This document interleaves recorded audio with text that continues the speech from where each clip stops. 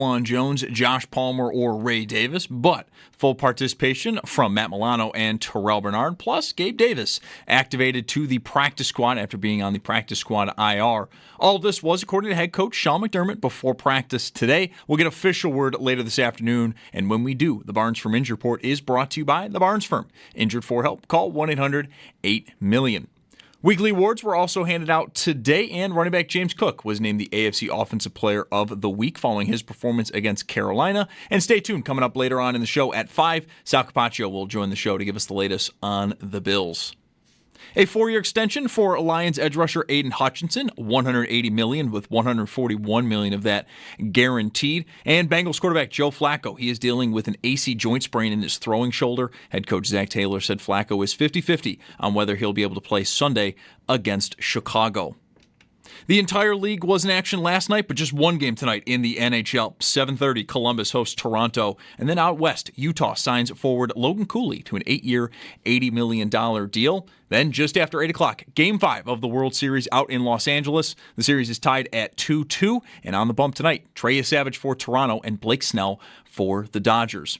And join WGR and Bud Light for a Buffalo Football Friday happy hour. Schopp Bulldog will be broadcasting live this Friday from 3 p.m. to 7 p.m. at Neighbors Pub, 337 Kenmore Avenue. You'll have a chance to win a Josh Allen jersey. No purchase necessary. And you can also enjoy other Football Friday live broadcasts coming up at Leo's and at Mitchell's. Bud Light, easy to drink, easy to enjoy. Enjoy responsibly, 21 plus. That's your Padoc Chevrolet Sports Update. Padoc Chevrolet celebrating 90 years of being your hometown dealership. I'm Zach Jones for WGR Sports Radio 550.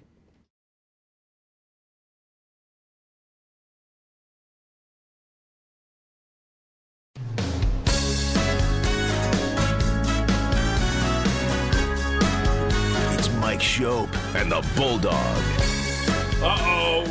Guess what day it is? Guess what day it is? Huh? Anybody? Monday, Tuesday, hump day is halfway. It's Mike Schopp. Mike. What day is it, Mike? And the Bulldog. Hey, guess what day it is? Oh, come on. I know you can hear me. It's Mike Schopp and the Bulldog. Guess what today is? It's hump day. Woo-hoo! On WGR. Hump day. Sports Radio 550. I don't think you're just going to know this answer. No offense. I know you know a lot. But I'm hoping that if by mentioning it early, it gives you enough time to find out. You have no idea what this is going to be. Of course I don't. No. How many NHL favorites last night won by 2 or more goals? Oh. Well, I know that Full complement of games. I don't know the answer to that because I don't keep track of who was favored and who wasn't. But I did look to see how many games ended in a one goal, and half of the games were one goal. All right, well, that's a start. So no more than 8 Right. favorites. Mm-hmm. Probably more like 4 or 5. Won by 2 or more goals. Yeah. Last night. Yeah. You know, I'm just trying to help. It doesn't have. Yeah. It's It was plus 190 for the Sabres to win by 2. Yes. I mean, Ohtani was minus 190 to get one hit. And guess what? Yep. Guess what happened? I did talk to Sam about this at some point in the summer when you weren't here. Because I think I brought it up to you one day, and then you weren't here for his hit on a Friday. And I asked him, like, is there a way to track in baseball? Because it was summer, so it was baseball. Same thing. Is there a way to track, how often the minus 1.5 team actually covers? And he said, and I asked him, I think, ahead of time, like a day early, like just something I might want to bring up on Friday. Sure there is. And count them. He did not, he didn't have, there was not a database that he could refer to. But what he said was he went to some of his bookmaker friends and asked them about it and said they are extremely reluctant to ever lay the 1.5 for a home team. It's one fewer at bat. In baseball. They're very reluctant. Hockey wouldn't really matter. Hockey doesn't matter. But I know just anecdotally without having studied it, because when I put in a hockey bet 2 or 3 times a week outside of the Tage Thompson business model, yes, I often land on, because the odds are enticing, so I take a team -1.5 and they win by 1. Like, it happens a lot. I miss a lot of those bets, and the team that I bet on won, but they just didn't cover. Did I misread the sign on Sheridan coming here today, or is there a Tage Thompson TTBM Inc. office space? I don't know. Next to Dr. Riyadh, isn't there like a? That was not you. That's not you. It's not going that well. It's not where you're renting property to try to, like you go in to buy a house, or you go into Bulldog's new TTBM Inc. spot on Sheridan, and then he convinces you to bet hat trick bets on Tage Thompson. There's no LLC or anything yet. No, it has not gone. Although somebody last night I heard from at least one person via Twitter, X. Should I just start calling it X? No, never. Okay. No one does. Hey, I'm on board. I'm like, okay, sorry. Every time I looked at the hockey game, the Sabres were getting run over. Did I not catch the right Did you only watch the beginning? Because I watched the first period and a part in the middle. I think maybe. I'm so bored. They really, I thought they really rebounded from it. I mean, they had another one of these terrible starts, 11-1 or something, shots on goal to start the game. What is that? I don't know. Are they good? No. No. They might be better than they've been. What are they through 10 games? 4-6? Yeah, 4-4-2. Yeah. Like, is that good? Aren't they usually through 10 games like that or better? They've been better than that. I mean, they've been better than that, but they're rarely worse than that. That's probably nobody knows who they are yet. Yeah, no, I would agree with that. Okay. Well, anyway. But what they have managed to do numerous times this season is, despite bad starts, sort of get off the mat, and they had 2 leads last night and couldn't hold them. 2-1 late in the second, 3-2 pretty late in the third, and what went wrong? Just couldn't get it home. The goalie let him down on the goal at the end of the second period. Was a pretty bad goal. Did you see my tweet with your son?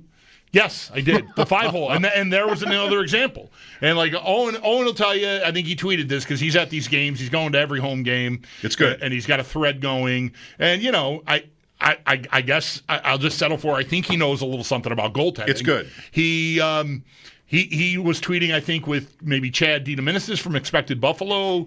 Because Chad was sort of like, I don't know, that second goal didn't look great. And Owen said, doesn't matter if he was screened, it should never go through you. Like a shot like that from the point, you should have that sealed up on the ice. Like if you don't see it, you should be sound enough that it's not going to go through you. And that puck, I think, went 5-hole on him. And you were talking with Owen because your daughter said something about Lions 5-hole, right? I told you this already.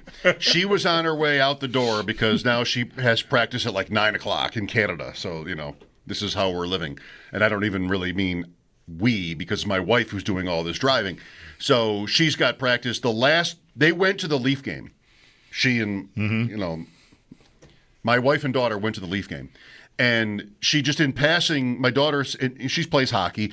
She in passing said something like, you got to beat him 5-hole. Like she's a center. And I'm like, okay, that's funny. Ha ha ha. My daughter has a take on the Sabres goalie, great. And then last night I brought it up. And I mentioned it to my daughter, like, is that really, like, is that a thing? It's like, oh, yeah. So Owen had just tweeted about Lyon. This is before the first goal or after, but the first goal, the guy just waits him out and comes around to the far post. So I just tweeted at Owen to kind of be cheeky, like, oh, my daughter thinks 5-hole is the way to go. He's like, I just wrote an article about that. She's right. Okay, good. Yeah. So, I don't know. Is he like the future? What is the future? So Luukkonen is here under contract. Lyon has done well. Colton Ellis. Paul's over there today. He doesn't seem to know what they're going to do tomorrow night, or he thought it was Luukkonen, then maybe it wasn't. Right. He's not going to be Lyon. He thought Luukkonen had his own net, and then it turned out Ellis and he were sharing a net. I think is what I saw from Paul. But does any of this say, not to flatter them, what does any of this say about their plan? What is the plan? Is there a plan? Actually the point is there isn't one, and that's not a bad thing? Like what do they want to have happen? I think that answer is Luukkonen, because he's signed, like he's in. Yep. So what they would, best case scenario for the Sabres is probably that he gets hot, but they don't want to give him the runway. And they can't, because they have not made the playoffs in 15 years. Like, they can't just give a guy, no matter who he is. If Thompson went cold, he would sit. And that's also Lindy, right? Because Lindy on Kulik sounds like he sounded about Vanek. He's picking opportunities to rip him. Why? So I don't know. That's a separate point. But what is their vision here? Is somebody going to, like, they just are just sitting there, with their hands over their eyes, hoping that somebody throws down a couple of shutouts and then it's his net? Like, what do they think? I think that might be right. Is that the best you can do? What should they do? You tell me. What should they do? Should they not give Luukkonen for the next 5 games? Shouldn't they? Isn't this J.J. McCarthy? Like, just give the guy that you give the best case scenario a chance. It's so complicated. I think ideally they would like to get him. That should be the goal, is to get him up and running. But the playoff drought and the standings and Lyon playing as effectively as he has, despite this criticism of the tying goal late in the second last night. He's been good.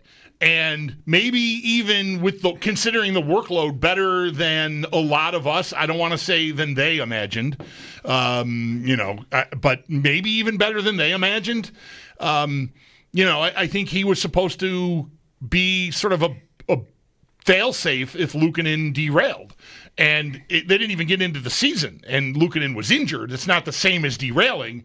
But now I don't think they want to give him, let's get him up and running. He's got to play well next time he plays to get that treatment. Luukkonen. Well, okay, let's go then. So Boston's terrible. If he gets the Boston game and plays well, then I think you get to a place where you could credibly say, all right, I'm going to put him back in and we'll get this up and running. Yeah. So Luukkonen plays, I think we're on the same page here. He plays tomorrow. He probably, I don't know, will he? He plays tomorrow and then Saturday. If tomorrow goes well. Right. I wouldn't even say not a disaster. He's got to be good. I got to win, though. Sure. If they don't win, if they lose 3-2, if it's last night, he doesn't come back Saturday. They have to have, they got to get somewhere. Yeah. This is how it's different when the past comes into play. Mm-hmm. And the Sabres are such a slave to their past, their failures, that they can't really make optimal decisions in the present. Yes or no? I mean, Luukkonen was not good in Toronto. You could say he cost them the game in Toronto. Well, what do you do about it? Waive him? It's 82 games. Yeah, no, you're in 5th or something. No, he's got to be here. If he's backing Lyon up, that's fine. The guy in the sidecar has to be the kid. It's not fair, but it's not fair at all. But I think you got to hang on to him, Ellis, because you want to make sure that Luukkonen isn't going to suffer another mysterious lower body ailment or something. So you don't want, because to me, I'm not ready to trust Georgiev. I would have Levi up here before I would have Georgiev back up here. Yep.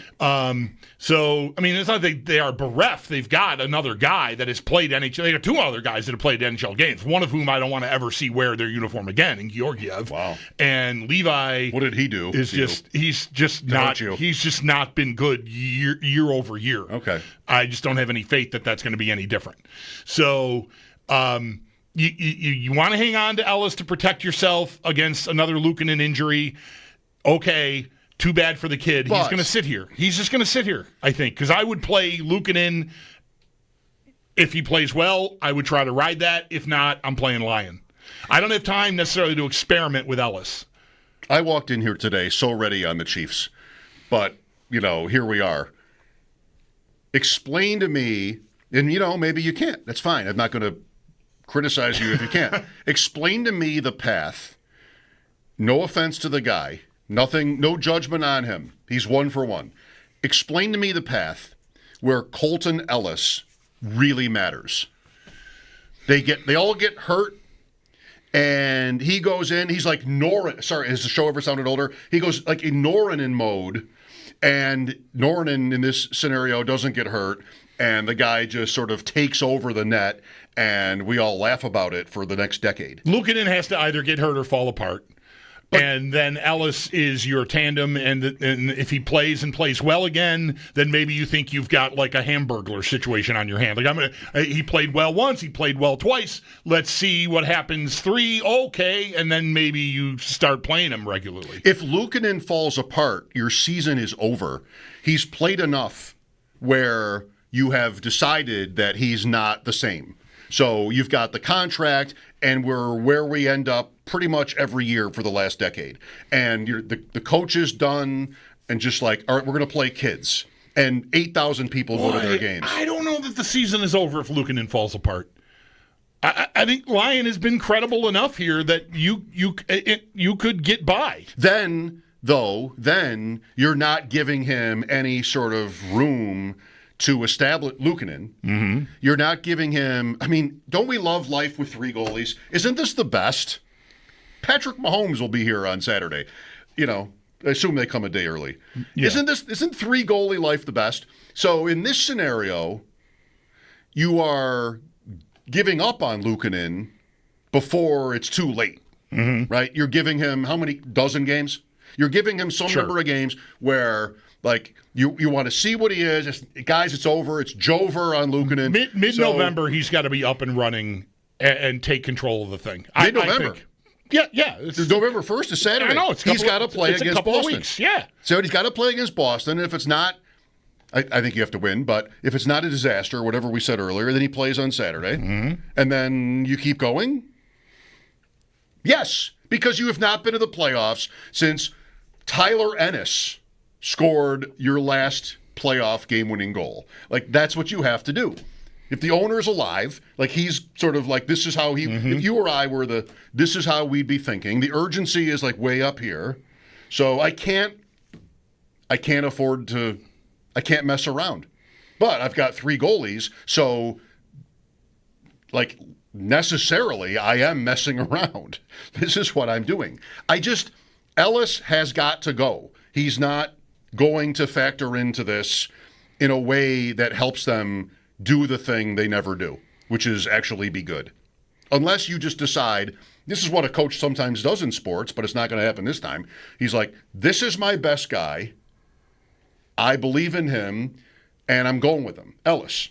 I don't care about contracts. I don't care about experience. This is the guy I want. Actually, Lindy was, draft capital was all different, and there wasn't so long of a playoff drought as there's never been one in hockey like this. But then you had Baron, Norinen, and Miller, and he got to like, Miller's the guy. This is the guy I believe in. And then he broke his thumb, right? In 05, November of 05. Early 05, yeah. Marty and Norinen make it work. Miller comes back and it's over. Like he just takes team. the net and that's the end of it. If you think, what is Ellis, 25? Yeah. He's been a professional goalie for 7 years. Like, if you think it's him, do it. If you don't, he's out. He's not going to do it. He's not going to do that. And he also, I don't think, is going to go anywhere until they make a decision on whether Luukkonen deserves to play 2 out of every 3 games. But they made their decision on Luukkonen when they signed him. That doesn't matter. It does. It shouldn't in our sort of fantasy world, but it does to them. Or no, you're saying it doesn't? It does. It probably does. I think it matters in that they should be motivated to get him up and running and give him some runway, but it's got to be very small. I'm talking about an overloaded drug plane trying to get off the ground in Costa Rica runway. Dumping gas in the you just sea. do not have. I just compared the Sabres young goalie to an overloaded drug plane in Costa Rica. Don't take it personally. Put it on my tombstone. I don't think you can afford to spend too much time trying to get that running because of the contract. I think if he plays well, he plays. He's got the contract. He is the most pedigreed, talented guy you've got, only by a little. I mean, Ellis was, I think, a third-round pick or maybe even a second-round pick himself, which is what Luukkonen was. But you cannot be devoted to making it work because of the contract. And Lyon playing as well as he has complicates that. Having the third guy complicates that. I just can't, and the standings and the playoff drought, and I mean, just all of it matters in a way that they cannot sit there today and say, well, if we put the time in with Luukkonen and he's good by, mid-season and can do what he did 2 seasons ago in the back half of the year, wow. We got to make that work. No, they don't have. They do not have that luxury anymore. They don't have that time. When the season was over and then he got hot and they finished short. So this can make you make bad decisions because you've got too many things that shouldn't be involved factoring into the decision. The contract, the backup, the third guy, the drought. All the standing of the people involved, like the GM and the coach, like are they just never ever going to face repercussions if it fails again? Yes. So they've got to. They will not They've got to. They don't have time for Luukkonen to have training wheels anymore. He's got to play. You already said it. I would expect him to play tomorrow. Myself, Luukkonen, and I would even back that because I think it makes sense to get him going. Who gives them their best chance to win? I think Lyon does. What a team. What a team. But I think I gotta try Luukkonen, and like you said, if it works, he's going back in on Saturday. I don't know what their next game is after that. I've not looked into next week. Then it's the Olympic break. Lyon maybe plays the next one, and then it's right back to Luukkonen. I haven't mapped out where the back-to-backs are or whatever. I am not worried about finding a soft spot for Ellis to land at all at this point. If he plays, I think it's because someone is sick or hurt or Luukkonen is terrible. Why is he on the team? Because they don't believe in Luukkonen yet. Their next game is Tuesday against Utah after Saturday, by the way. That's where it's been that long. Now there's a team called Utah. Yeah. Is that here or in Utah? It's here. Okay. Just wanted to know if they were going on a road trip. So that's what I would go Luukkonen, and if it passes the smell test, then Luukkonen again, and then Lyon, and then right back to Luukkonen after that, and see where we are. You know what's the funniest thing ever? And Ellis is the odd man out, and that's too bad. In a dark way, what's the funniest thing ever? That for a minute, which is really like maybe 2 years, we thought Levi was relevant. Like, he's going to save us. Mm-hmm. We're watching Sam Reinhart win the cup. But, guys, it's okay. We got a guy. We got a guy who's 19. Like, it's just so bad. I mean, hope isn't a bad thing, but delusion is. Mm-hmm. And, I'm not saying Luukkonen or Levi or Ellis or anybody else can actually be good. This is goalies. How long does it take us to learn this? This is goalies. How is Alex Lyon good? He didn't show it in his career, like by numbers, but it happens. And he's not even on a good team, but he played well. He had quality starts. Like, all right, Alex Lyon. It's just, this is goalies. You can't just throw your hands up. I'm not trying to tell you anything you don't know already, right? I defer to you on most of this stuff. But just like, how can you ever take any of it seriously? Ellis, we're done. There's no path without injuries where he's actually like relevant, and he did play one game and we loved it and he was good and they won and it was, that's a cool thing. But Luukkonen has rank and he also does not have much time. Now I got Paul on pregame show. He's like, I don't think he wants to be on the team anymore. Like, just what is the point? What are we trying to figure out here? What are we hoping happens? Get rid of one of them and just make your bet. Don't just sit there like the Sabres always do every year, right? How many years in a row? Every year the Sabres take us to winter and they sit there.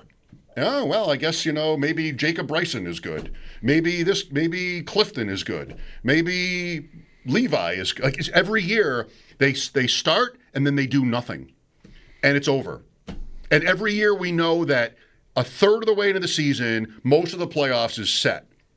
And they're just like, just sitting there and nothing ever changes.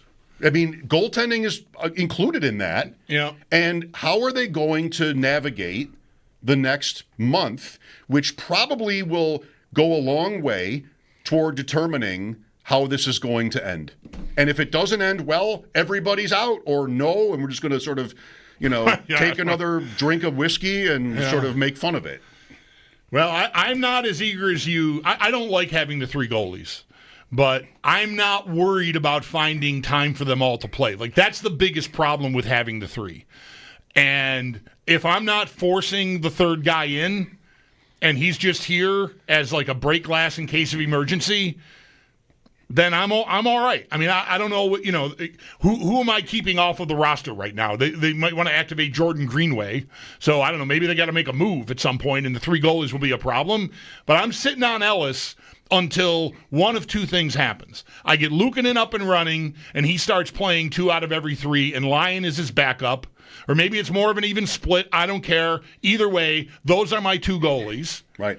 Or Luukkonen proves to not be up to doing that, in which case Lyon plays and I have Ellis back him up until that goes off the rails. And then if it does, I don't know what I do.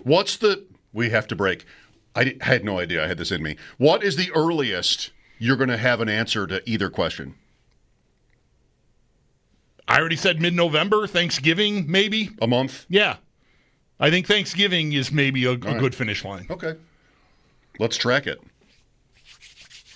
I will. I'll be here. I don't have any. I have time off. I have time off around the holidays, so I'm here every day until Thanksgiving. Let's track it. Let's hope the season isn't over in, a month. Right? That's kind of the goal. Yeah. All right. Mike Giardi, Chiefs Week, Boston Sports Report. We'll talk about the AFC East with Mike. Always a great conversation. That's at 4, Sal at 5. Mike Schopp and the Bulldog here, 803-0550. This is WGR.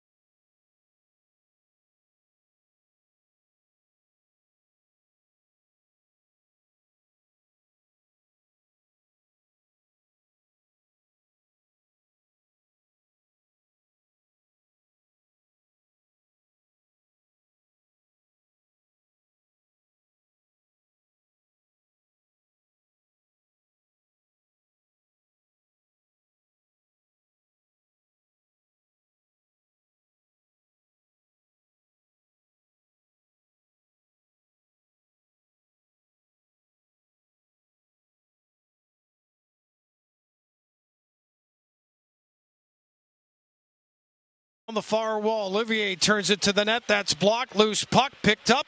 Provorov with a shot and around traffic. Lyon snares that one.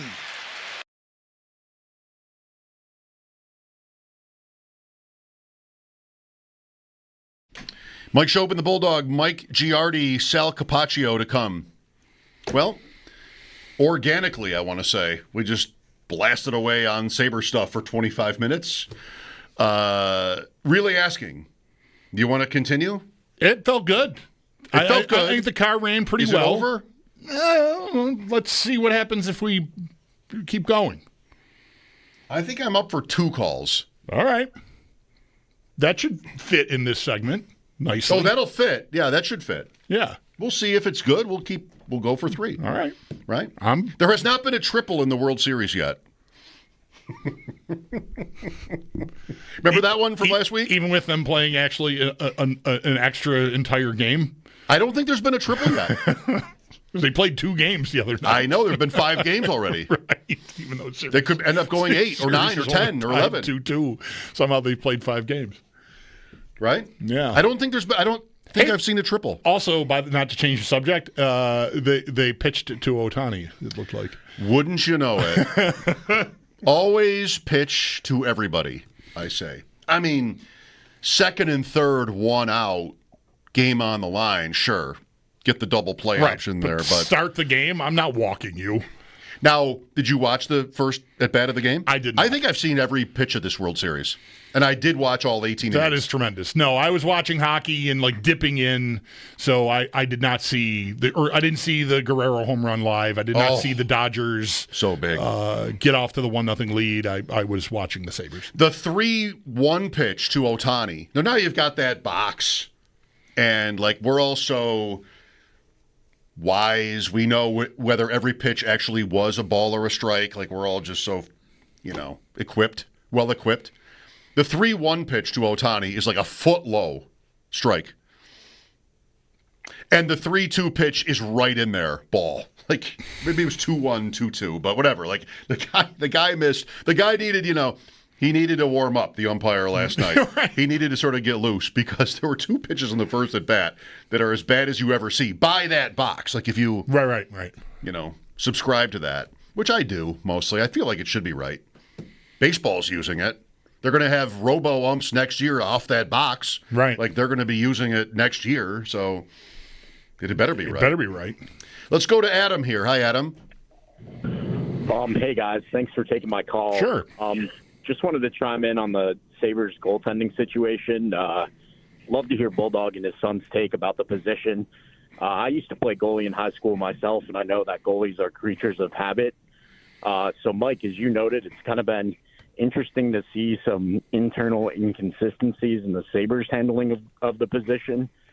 You mentioned trading Reinhart for Levi. Then they go and sign UPL to a big contract with Levi waiting in the wings. Seems like UPL's the guy. Now, after last season, seems like there's some more question marks around UPL. Mm-hmm. Now we go and get Lyon. We go and bring in Ellis. But at this point, we have about 5 NHL goalies in the system, and Scott Ratzlaff has a .964 save percentage in Jacksonville right now. Look at you. Look at you. Just slipping that in, Adam. Hey, I follow this stuff casually. He's in the ECHL, right? Where exactly is he? Where did you say he is? South Carolina. Yeah, he's at Jacksonville in the ECHL. Okay. Yeah. So anyway, I'm just kind of wondering, if maybe the organization might have lost some confidence in UPL, and if so, it's kind of hard to see him getting his confidence back in a Sabres uniform. Wondering if there might be a trade on the horizon, and if so, what you guys think of. I don't think that there's. I don't think any of the goalies they have are tradable. Lyon to me might be the most, but that's not. It's not. I'm just going to stick with it. I don't think any of them are tradable. Luukkonen right now with the contract and his performance over the last however many months you want to go back, since the season before last ended, really, is where we're talking about, because last year was uneven the whole time. Levi's yet to demonstrate he can play in the NHL. Maybe he has some value because of that. He was a very hot prospect at one time, and just because he's in a logjam in the minors doesn't mean he would have no value. But no one's trading for Luukkonen with that contract right now. The Sabres have to get it up and running, and if it doesn't work, they're stuck. And to me, Ellis is a waiver candidate. And I'd be stunned if they wanted to move Lyon. Lyon was brought here to be the stable veteran guy. So they're not going to move him. No goalie almost ever has any trade value. And Georgiev is not an NHL goalie. I don't care how many NHL games he's played. He's not getting near my net unless everyone else is vomiting. We had conversations a summer ago about Hellebuck. But the Sabres had Levi. Would you trade whatever it would cost Right. for Connor Hellebuck, the best goalie in the league? No. I think no. You could have said yes.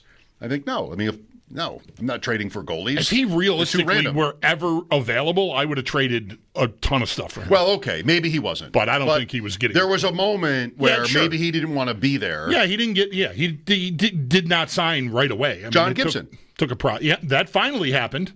Finally happened. How's it going? They're in first place. Pretty good. But it's still October. I don't know. Who's trading for any of our guys, I think? No offense to the caller. I don't think when do goalie trades happen? Maybe you get one or two in the summer? Sure, Gibson got traded over the summer from Anaheim to Detroit. That happened. I mean, otherwise it's like backups. Right. And you don't get goalie trades at the deadline. No, not usually big names. No. Right. Backups just. But occasionally guys get, yeah. So, no, Luukkonen either plays great or he's resigned to being a backup here. He's waived, potentially. Maybe. I don't know. Yeah, possibly. If your other guys are good, he's waived because you decide you don't need him anymore. Right. Yeah. It's a tough one, Adam. Thanks for calling. Here's Trevor next. Hi, Trevor. Hi. I agree with pretty much most of what everyone's saying, except for this, narrative that UPL makes so much money that it, has to work with this guy. We spend 6% of the cap on our two goalies. If he doesn't work, throw him in the minors. Who cares? I know, but it's don't forget it's Sabres money. This guy in the net. If he stinks, he stinks. But it's Sabres money. Well, whatever. Okay. Okay. I don't think. Listen, I don't disagree with you in the long run. When I'm talking about this resolving itself by Thanksgiving, an option that's on the table is to waive him. If he can't play anymore and Ellis and/or Lyon are both better, or Levi is the player of the month in November in the AHL or something, I would act. But for right now, they're going to try to get the best guy they have. I think the most talented guy they have. I think UPL is a more talented goaltender than Alex Lyon is. I think that doesn't mean Lyon isn't playing better than UPL and won't continue to outplay him. But they are going to try. Lyon is more accomplished? What does that mean? What has UPL accomplished? Well, he had a good season. Lyon has never been even a full-time goalie ever. Right. He's been a career backup, basically. To make the playoffs. Yes, he did. Yes, and a lot of backups have played games and helped their teams make the playoffs. UPL's never helped this team make the playoffs. Well, we're pretty well aware of that. Can't beat you on that one. He was 6 years old the last time they made the playoffs. So, yeah, that's right. All right. Thanks, Trevor. Love the energy. Quickly, or not, a new name is on the Bills' injury report. So, you haven't seen it? No. Who would be the number one name to not want to hear is on the injury report? Josh Allen. Who's second?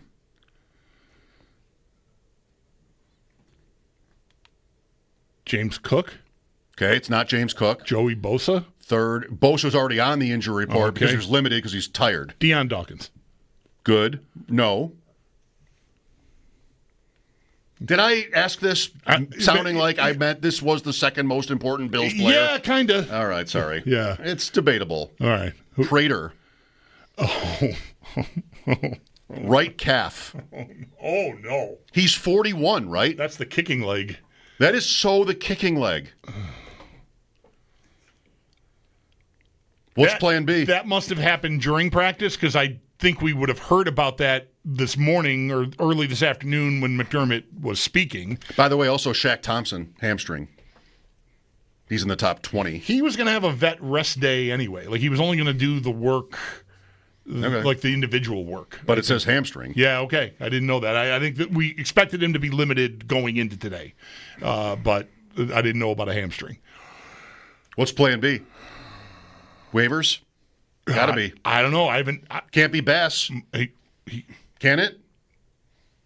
Where is he now? Is he on? He's still on IR. And he's not. There's been no mention of putting him in that window that I know of. Mm-hmm. Maybe you can just do it. Hairston happened fast. Right. Hairston was like, oh, was it Wednesday last week? Whenever it was. Oh, okay. He's going to on his way back. Then he was on the field. Yeah. So maybe Bass. He's eligible to come. He's been on IR for more than 4 weeks, right? The whole season. Okay. They put him on right at the beginning of the season. I didn't remember that. Okay. Prater kicked against the Ravens. He beat the Ravens. That's right. I just thought they were holding back on putting him in IR for a little while. But anyway, he's through 4 weeks. Fine. If he's healthy, it's Bass. Right. If he's not, then they got to find another guy. If it's not, then it's, get to know Jake Moody or somebody else. I don't know. Like, it's going to be someone else. Or it's Prater. Limited. What is even limited when you're a kicker? How much is there to do? You don't make all the kicks? Limited? Not good. No. They'll find somebody else to kick. They will find somebody else to kick. And just like in the Ravens game, they'll be the new hero. Sure. It'll be... Yeah, I don't even know that. I mean, Moody was with the Bears. I'm just going to tell you. I'm just going to tell you right now, going all the way back to the beginning of this part of the conversation, you did a terrible job there. I agree. You scared a lot of people, including me. That Cook was hurt. That someone that was really going to shake us up was hurt. I know, but I did it in a way that gets you a raise when you're in this job. That people love. The work loves it when you drag it out. Let's take it to the break already. I'm done. Give them some suspense. Don't give away the whole store right up front. Make them earn it. Make them work for it. Time spent listening, Bulldog. I can't believe you don't know this. Mike Giardi, Boston Sports Journal. We got our 2 calls in. Thanks for listening. Mike Schopp and the Bulldog, WGR.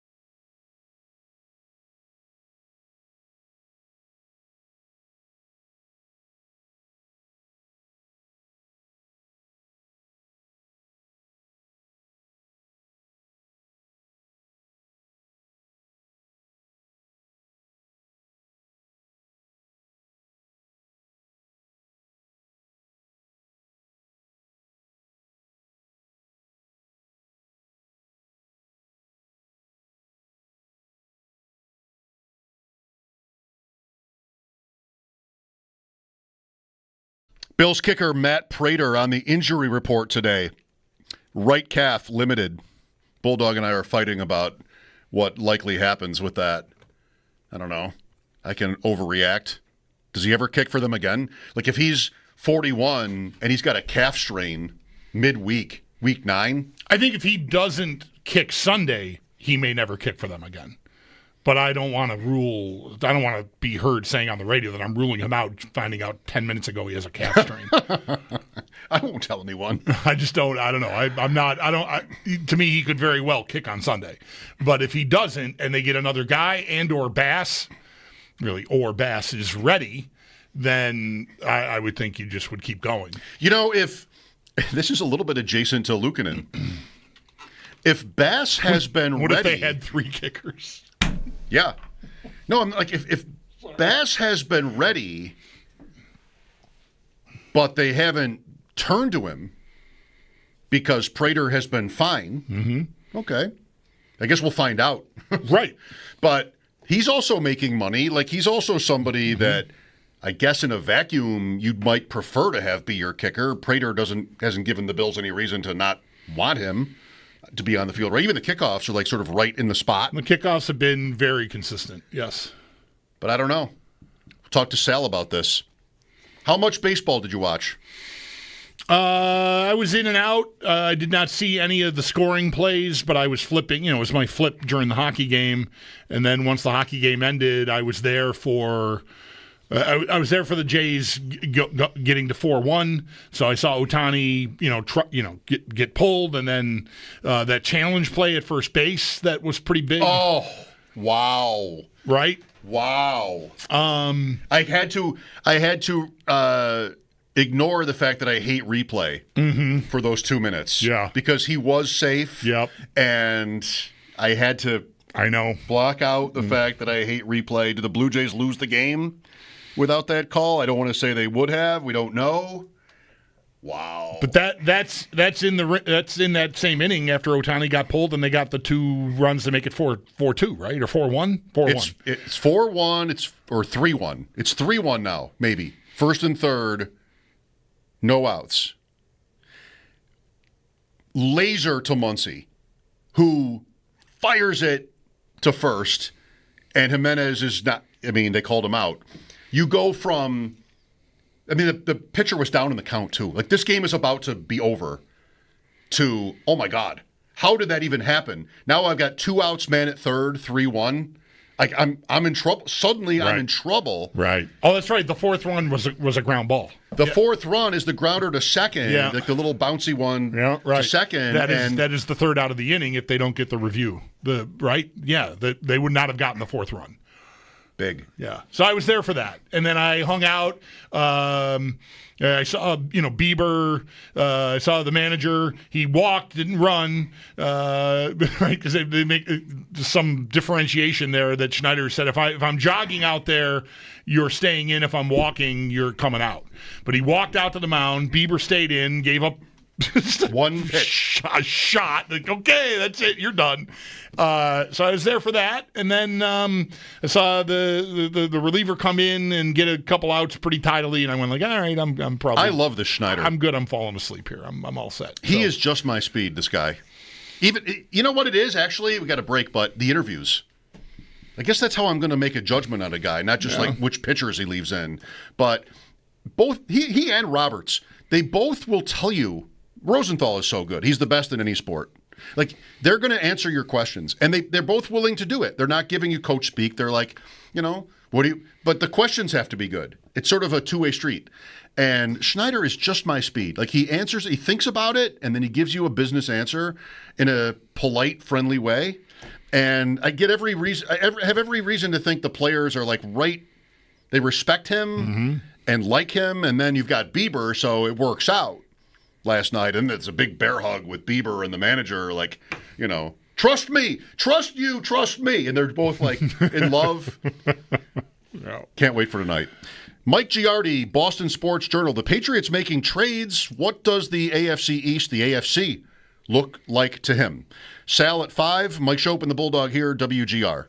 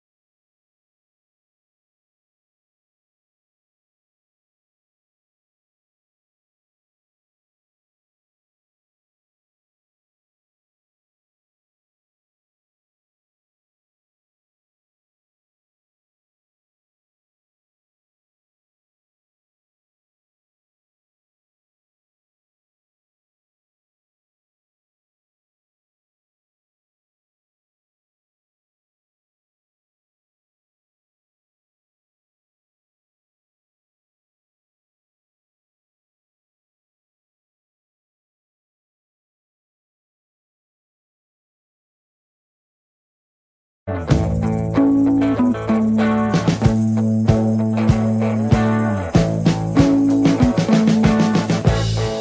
been living in sin so long, all the feels are gone. Fella stopped me on the street last night, said everything's alright.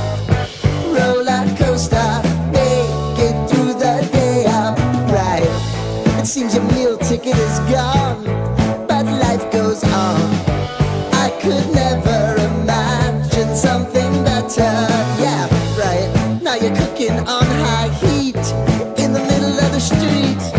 Roller coaster, take me to a better time.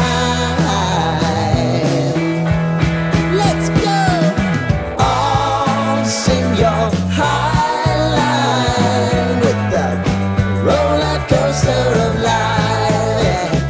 It's time to all choose your timeline on the roller coaster of life.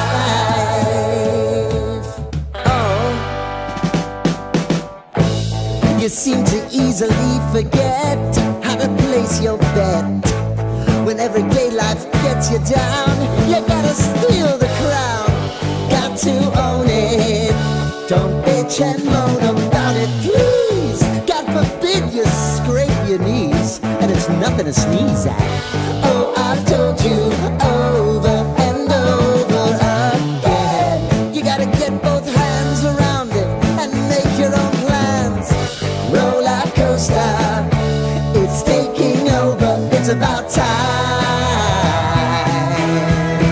Oh, all sing your high line on the roller coaster of life. You've got to all choose your timeline with the roller coaster of life.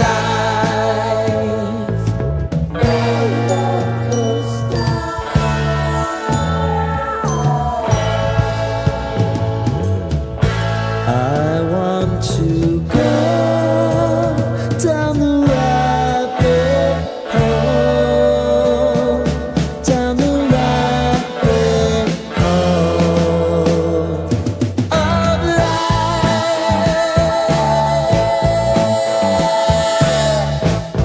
And now it's about to leave.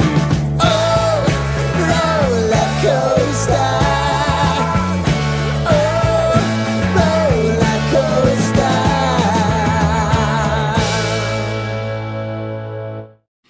The Buffalo Bills got back to work today. We do have the official injury report for Wednesday. No practice for Josh Palmer, Daquan Jones, and Ray Davis, while 4 players were limited, though just 2 of them were due to injury. Kicker Matt Prater and linebacker Shaq Thompson. But also some good news, Matt Milano and Terrell Bernard, both were full participants. And the Barnes Firm Injury Report, it is brought to you by the Barnes Firm. Injured for help, call 1-800-8-MILLION. We also had weekly awards getting handed out today. Running back James Cook was named the AFC Offensive Player of the Week following his performance against Carolina. And do stay tuned. We'll get more on the Bills when Sal Capaccio joins the show in just about an hour at 5 p.m. Earlier this morning, a 4-year extension for Lions edge rusher Aiden Hutchinson was announced. $180 million, $141 million of that is guaranteed. Washington wide receiver Terry McLaurin is out this weekend against Seattle after re-injuring his quad. And we've got trades. Philadelphia gets cornerback Michael Carter and a 2027 7th rounder, and the Jets in turn get wide receiver John Mechie and a 2027 6th rounder. Just one game tonight in the NHL after the entire league played yesterday. 7:30, Columbus hosts Toronto. And then out west, we got some news. Utah signing forward Logan Cooley to an 8-year, $80 million contract. And then just after 8, Game 5 of the World Series out in Los Angeles. The series is tied at 2 games apiece. And on the bump tonight, Trey Savage for Toronto and Blake Snell for the Dodgers. And join WGR and Bud Light for a Buffalo Football Friday happy hour. Show 'em Bulldog will be broadcasting live this Friday from 3 p.m. to 7 p.m. at Neighbors Pub, 337 Kenmore Avenue. You'll have a chance to win a Josh Allen jersey, no purchase necessary, and you can enjoy other Football Friday live broadcasts coming up at Leo's and at Mitchell's. Bud Light, easy to drink, easy to enjoy. Enjoy responsibly, 21 plus. That's your Padoc Chevrolet Sports Update. Padoc Chevrolet celebrating 90 years of being your hometown dealership. I'm Zach Jones for WGR Sports Radio 550.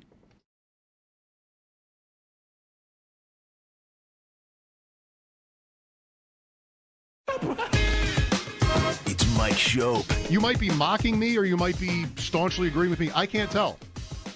I'm mocking you. And the Bulldog. What is Fozzie Bear's role in this production? On WGR Sports Radio 550. This is interesting in a couple of ways. This is often the spot in the week where we will dig in on who the Bills are playing. Don't we already know everything about the Chiefs? And we've had so much fun talking to Mike Giardi, who makes it worse for himself because every time he's on with us, we say that he's like, "Oh, I love it too." So let's just call Mike Giardi because he seems to enjoy his visits. We spent Mike. So I don't expect you to have a comment on this, but we spent the first hour of our show today mostly talking about the Sabres. I know, and I know, and it's partly it's not related. Yesterday, Bulldog got off on like. Here are the Chiefs again, and it's different this time. Both teams are not in first place. It's not really the game of the year right now because they're like not leading their divisions. It's different. And I thought, here would be a good idea to start the show today, how the actual Bills game of the year is in Week 15 at New England. Yeah. And instead, Bulldog said something and we did hockey. But I do kind of think that's an interesting angle here. That's how we came to have you back on our show again. Well, I don't care how you got there. As always, I'm glad to be back. I still love it. You can reel me in anytime you want. You were talking about the Sabres. The Bruins might be worse. They are worse. Putting it out there. Yep. That's not a good hockey team, and there's not a good amount of young talent anywhere. I'm not even talking just on the NHL level, but lower. Like this could take a while, which kind of makes me sad. They do play tomorrow. We can just do that if you want. Yeah, you want to do an interview for our pregame show, Mike? Is that interesting to you at all? All right. Yeah, sorry. these guys suck. Bam. So it is, though. I mean, what's your perspective on? Well, I mean, we want to talk about all of it with you, but just sort of like the season so far. It's still Kansas City Buffalo, right? These are still the two top betting favorites in the conference are these two teams, but they both have to kind of run from behind here. Yeah, it is kind of crazy how it worked, and I think maybe we thought that Kansas City would get off to a slower start just based on some of the things they were dealing with the offense. They have clicked it into high gear, by the way. I think they're playing as well as anybody in the last 5 weeks, especially offensively, where I think every game in the last 5 weeks, at least 28 points, I believe. So they've got it cooking. Rashee Rice obviously adds a big element to them, but it is a different sort of vantage point for both of them. The Bills is probably more surprising, and I know you guys watch it very closely, and there were some maybe less than impressive wins early in the year. You're like, you want more, but then when they do it, you're like, okay, well, they still have that in their bag. And that loss to New England sort of shook my view of the division. Mm-hmm. I don't know if you guys feel the same way, and now it is. You look at Week 15 and the way the Patriots schedule plays out, there aren't many difficult games between then and now and then. Yes, that's what I meant to say, now and then. So it could really be for first place, for sure. How good have the Patriots been in your view? Like, has there been some good fortune here, or have they really earned the record that they've got in the first place standing they have? So, I mean, the good fortune is that you're the fourth place schedule, and when we looked at the schedule back when it came out, you're like, well, there's a bunch of crappy teams on the schedule. Now, other teams probably looked at them and thought the same thing, but the boost from Vrabel, and then Drake May's gone supernova. You guys saw some of it, but, like, he's playing it even at a higher level, I think, over these last few weeks. Like, we're getting to the point where we're nitpicking, like, he should have passed up that 8-yard completion for the 15-yarder down the field. It was a tighter window. Like, that's the kind of place we're at with him right now with the way he's throwing the football and maneuvering in the pocket. So that has been all that and then some. And when you've got a quarterback playing that well, and I legitimately think he's playing 3 or 4 best quarterbacks in the league just based on this recent window sample size, that when you have that, you can go anywhere and beat anyone or be in a game with anyone when your quarterback's playing at that level. He's third in the MVP odds, May. Like, just, a lot of that is narrative stuff, and they weren't supposed to be this good, and then they are. Mike, I was listening to Bet Sweats this morning on the Odyssey app, and Joe and Sam have a guest, Kelly in Vegas, every week, and they brought the Patriots to her, and she's like, as a bettor, I keep waiting for the letdown game. Like it was going to be Cleveland or it was going to be other game, Tennessee with the fired coach thing, and it just hasn't come. And she sort of was sounding like she was resigned to, well, it's never going to happen. I don't know. They're a touchdown favorite again against Atlanta. I think the Bills are lucky the Patriots aren't 8-0 with what the 2 losses were to the Raiders and the Steelers at home with the 5 turnovers. I mean, yeah, it's a real possibility when you look back on it. Again, when they were 1-2, we're like, it's the same old sort of thing where you're seeing signs of improvement, but they can't consistently put it together. The quarterback's turning the ball over a little bit too much, and then basically he's cleaned that up. He got picked off this past weekend. It was the first turnover in a month, I believe, from him. So just playing at a high level, the confidence is growing, and now when you talk to the guys in the room, it's our expectations have changed. It was us against the world kind of thing, but even they kind of were like, well, we still got a ways to go. We turned over half the roster. Now you start stacking it up, and they look at Drake and go, oh, he's the dude. Then now all of a sudden it's like, hey, we're 6-2. We haven't played, we have better football out there, and we're still winning these games. And I think that's probably the thing that turned me into, I'm sort of 10 toes in on them being a good football team, as opposed to, well, they're an okay football team and they're taking advantage of their schedule, is that the last 2 weeks, you fuss around with Cleveland for the first half, and then you absolutely boat race them in the third quarter. 3 drives, 3 touchdowns, just clinical, and you could just see the air go out of Cleveland sails. And it was sort of the same thing with Tennessee. They're hanging for a little bit, maybe first quarter and a half, and then all of a sudden it was like, all right, we've played around enough. We're better, and we're going to show you we're better. And the next thing you know, it's a 3-score game, and you're looking at, hey, well, maybe put this guy in and play that guy, and get some rest for this player. And that's obviously, I don't think any of us thought going into the year that they were going to be in positions where they could do those sorts of things, and they've been able to. So what do you make of the moves yesterday? Because a team that's having a better than expected year is not usually a team that you see trading off players in advance of the deadline, but there were 2 moves yesterday, and you can fill us in to what extent these guys were spare parts or just weren't fitting with the system or what, or maybe there's some sort of galaxy brain throwback to Belichick playing 3D chess, stockpiling assets to make bigger moves in advance of Tuesday. I don't know, fill us in on the White and Duggar moves yesterday. So Duggar got the extension last offseason, so the Gerard Mayo season, and it was way too much money, and I didn't like the deal at the time. And he certainly had a role. He's a box safety. He's physical. He's always been a good, solid guy in the locker room, a leader type. He did not fit the system at all. Mike wants to play a lot of split safeties. He wants those guys to be able to cover in man. Duggar does not cover well, period. Tight ends, wide receivers, running backs, whatever it is. Got forced into action for a couple games this year as the starter because Jalen Hawkins' hamstring, but by and large has been if they went big nickel, that's the only time he was playing. I mean, he lost the starting job really before the summer even happened. I think they had already predetermined. They tried to trade him, weren't willing to eat much of the money.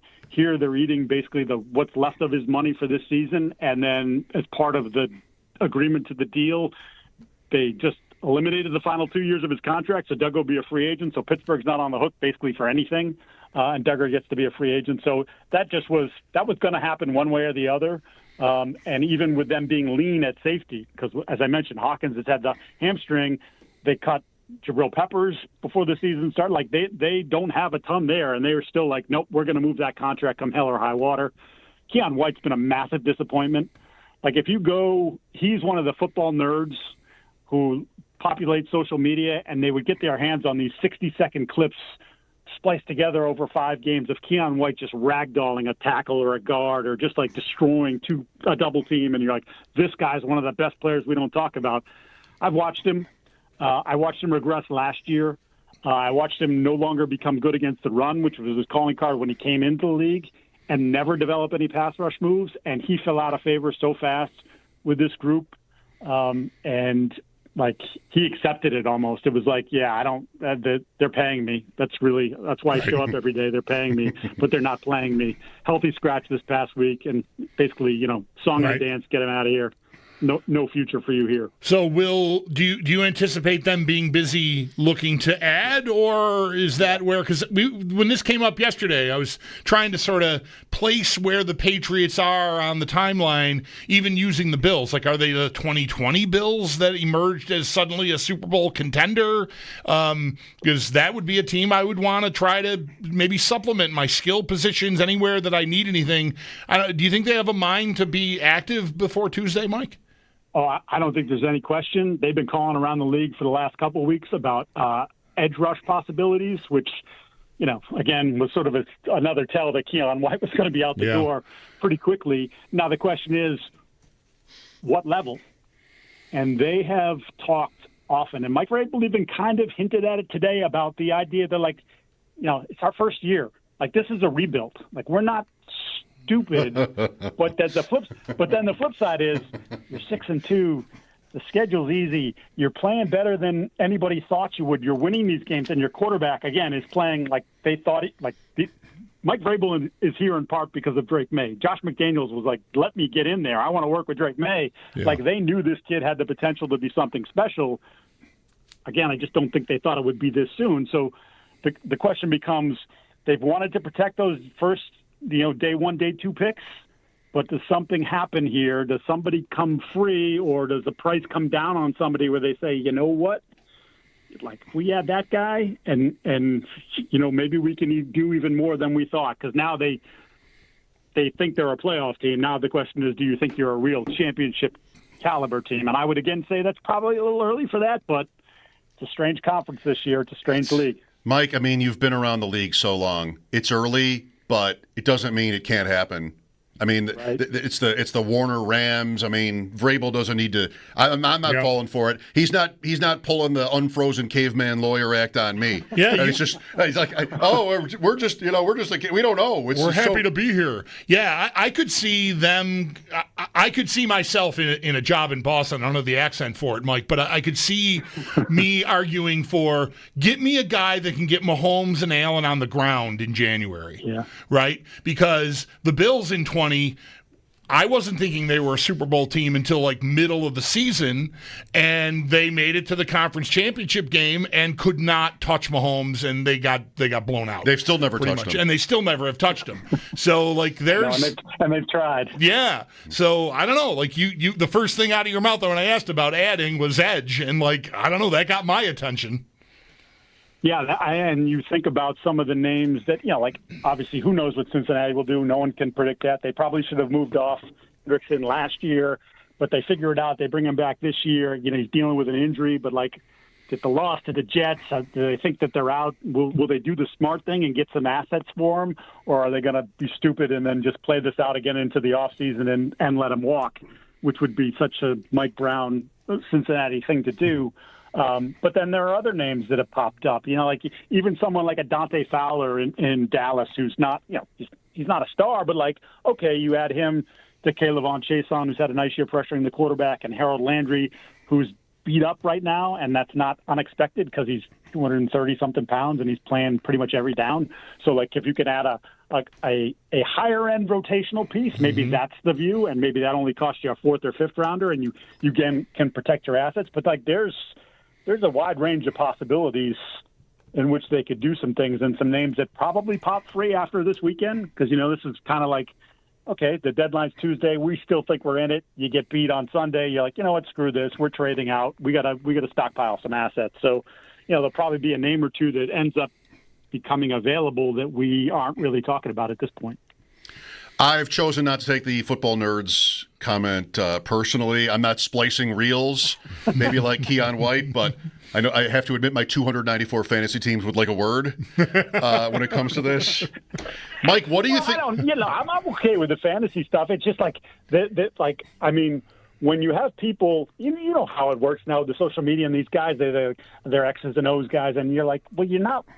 I can look at you can splice together anybody's tape for 60 seconds and think like, ooh, if that guy could do that all the time, he's a star. Look at him, I'm going to latch onto this. And then I'm like, I've watched the guy every freaking day. Like, he's not that. Mike, I mean, I don't want to say this is the same thing, but my son is 16 and plays lacrosse, and I watch his reels, and I'm impressed. But like, didn't you just get blown up 1 second after this goal? I mean, you got to give it to him, though. I'm on his team.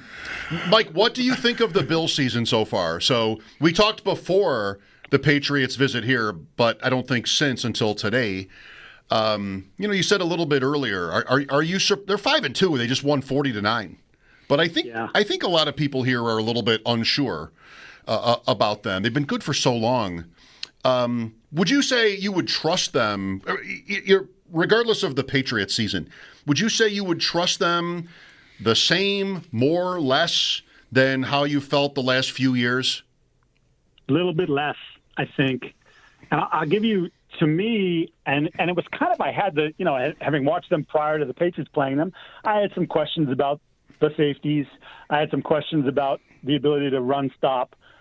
Even at linebacker level, because of the Milano thing, he's just never healthy anymore, and he was such a huge piece of what they were just a couple of years ago. And now you're kind of like almost, it's not fair to say, but I'm going to say it anyway, sort of almost held hostage by that. Like, well, if you just get back, if you just stay on the field, and it's like, yeah, but he just can't. It's his body has not been withstanding the punishment that he brings, and the way he plays.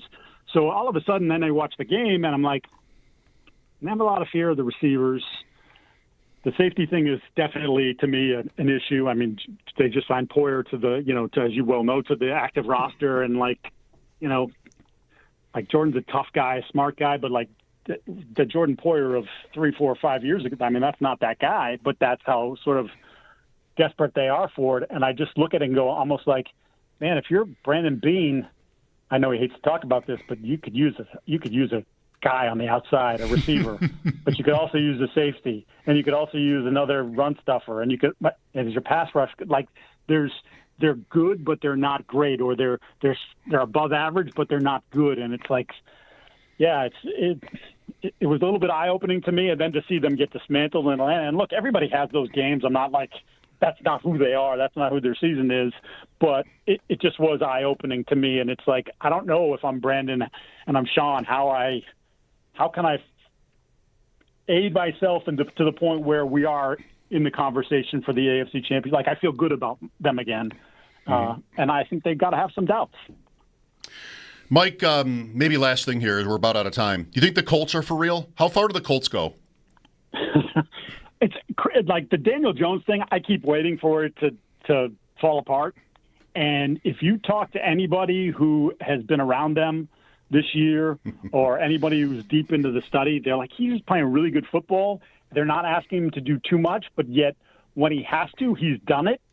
To me, I keep coming back to Sam Darnold last year, where it was so good and he was a legit MVP candidate. And then right at the end, right, the last game and then the playoff game, it was, oh, that's the guy you've been waiting for. So I'm kind of in that camp with Daniel Jones. He's going to have to do it every single week. But everything else around him is really good. I mean, Taylor's been awesome. Their receiving core, their pass catchers in general, because of the tight end Warren, that's a really good group, like underrated. And now they've got a guy who's actually getting them the football, and you're like, well, maybe they're not so underrated. Maybe they are better than I thought. Their defense is, the secondary situation I don't think is great. But if your offense is going to be, I think someone said it, they're like better than the 2007, 2008 Patriots were at this pace, like in terms of like all the nerd numbers. Yep. Then that's pretty eye-opening. Yep. I read. I saw a piece. This is how we live now, right? I didn't click on the story, but it was about how Steichen and the Colts are one of the few teams. Maybe they're starting a new trend. They're winning the toss and taking the ball. They want to get out in front of you. Oh, no. They want to get out in front of you. That's it. So the idea of stealing an extra possession and all the extra information and all that stuff, they simply want to get a lead. Uh-oh. And play from in front. We're going to get back to football nerds, I imagine, in about 10 minutes. Maybe, yeah.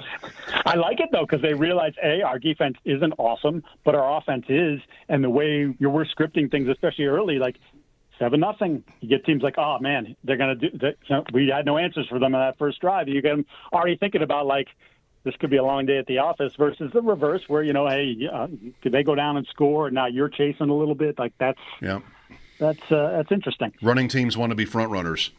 They're not the same player. You didn't say they were. Darnold. So they lose to a 15-2 team on the road. And then, a terrible matchup, verse and everything with the Rams. And I was right there betting against him this year, and he's been great on a team that was supposed to have a bad line.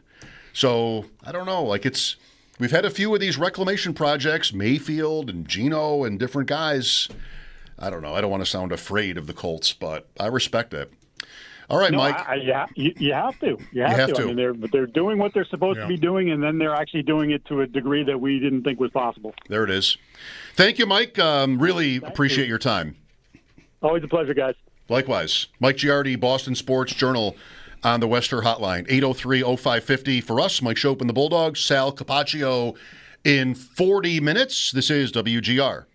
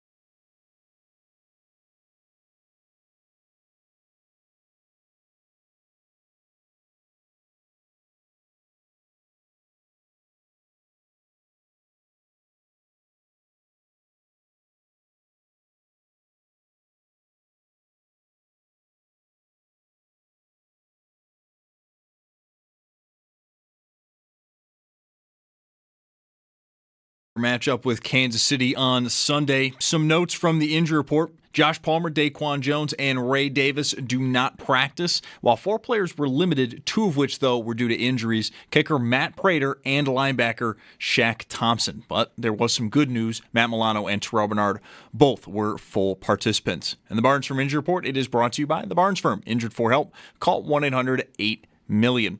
Weekly awards were also handed out earlier this morning. Running back James Cook named the AFC Offensive Player of the Week following his performance against Carolina.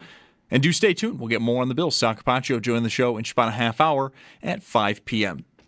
Big extensions being handed out by the Detroit Lions. Edge rusher Aiden Hutchinson gets a 4-year, $180 million deal. $141 million of that is guaranteed. And then trades. Philadelphia gets cornerback Michael Carter and a 2027 7th-round pick. And the Jets get wide receiver John Mechie and a 2027 6th-round pick. Then just after 8 tonight, Game 5 of the World Series. It is out in Los Angeles. The series is tied at 2 games apiece. On the bump tonight, Trey Savage for Toronto and Blake Snell for the Dodgers. That's your Padoc Chevrolet Sports Headlines. Padoc Chevrolet celebrating 90 years of being your hometown dealership. I'm Zach Jones for WGR Sports Radio 550.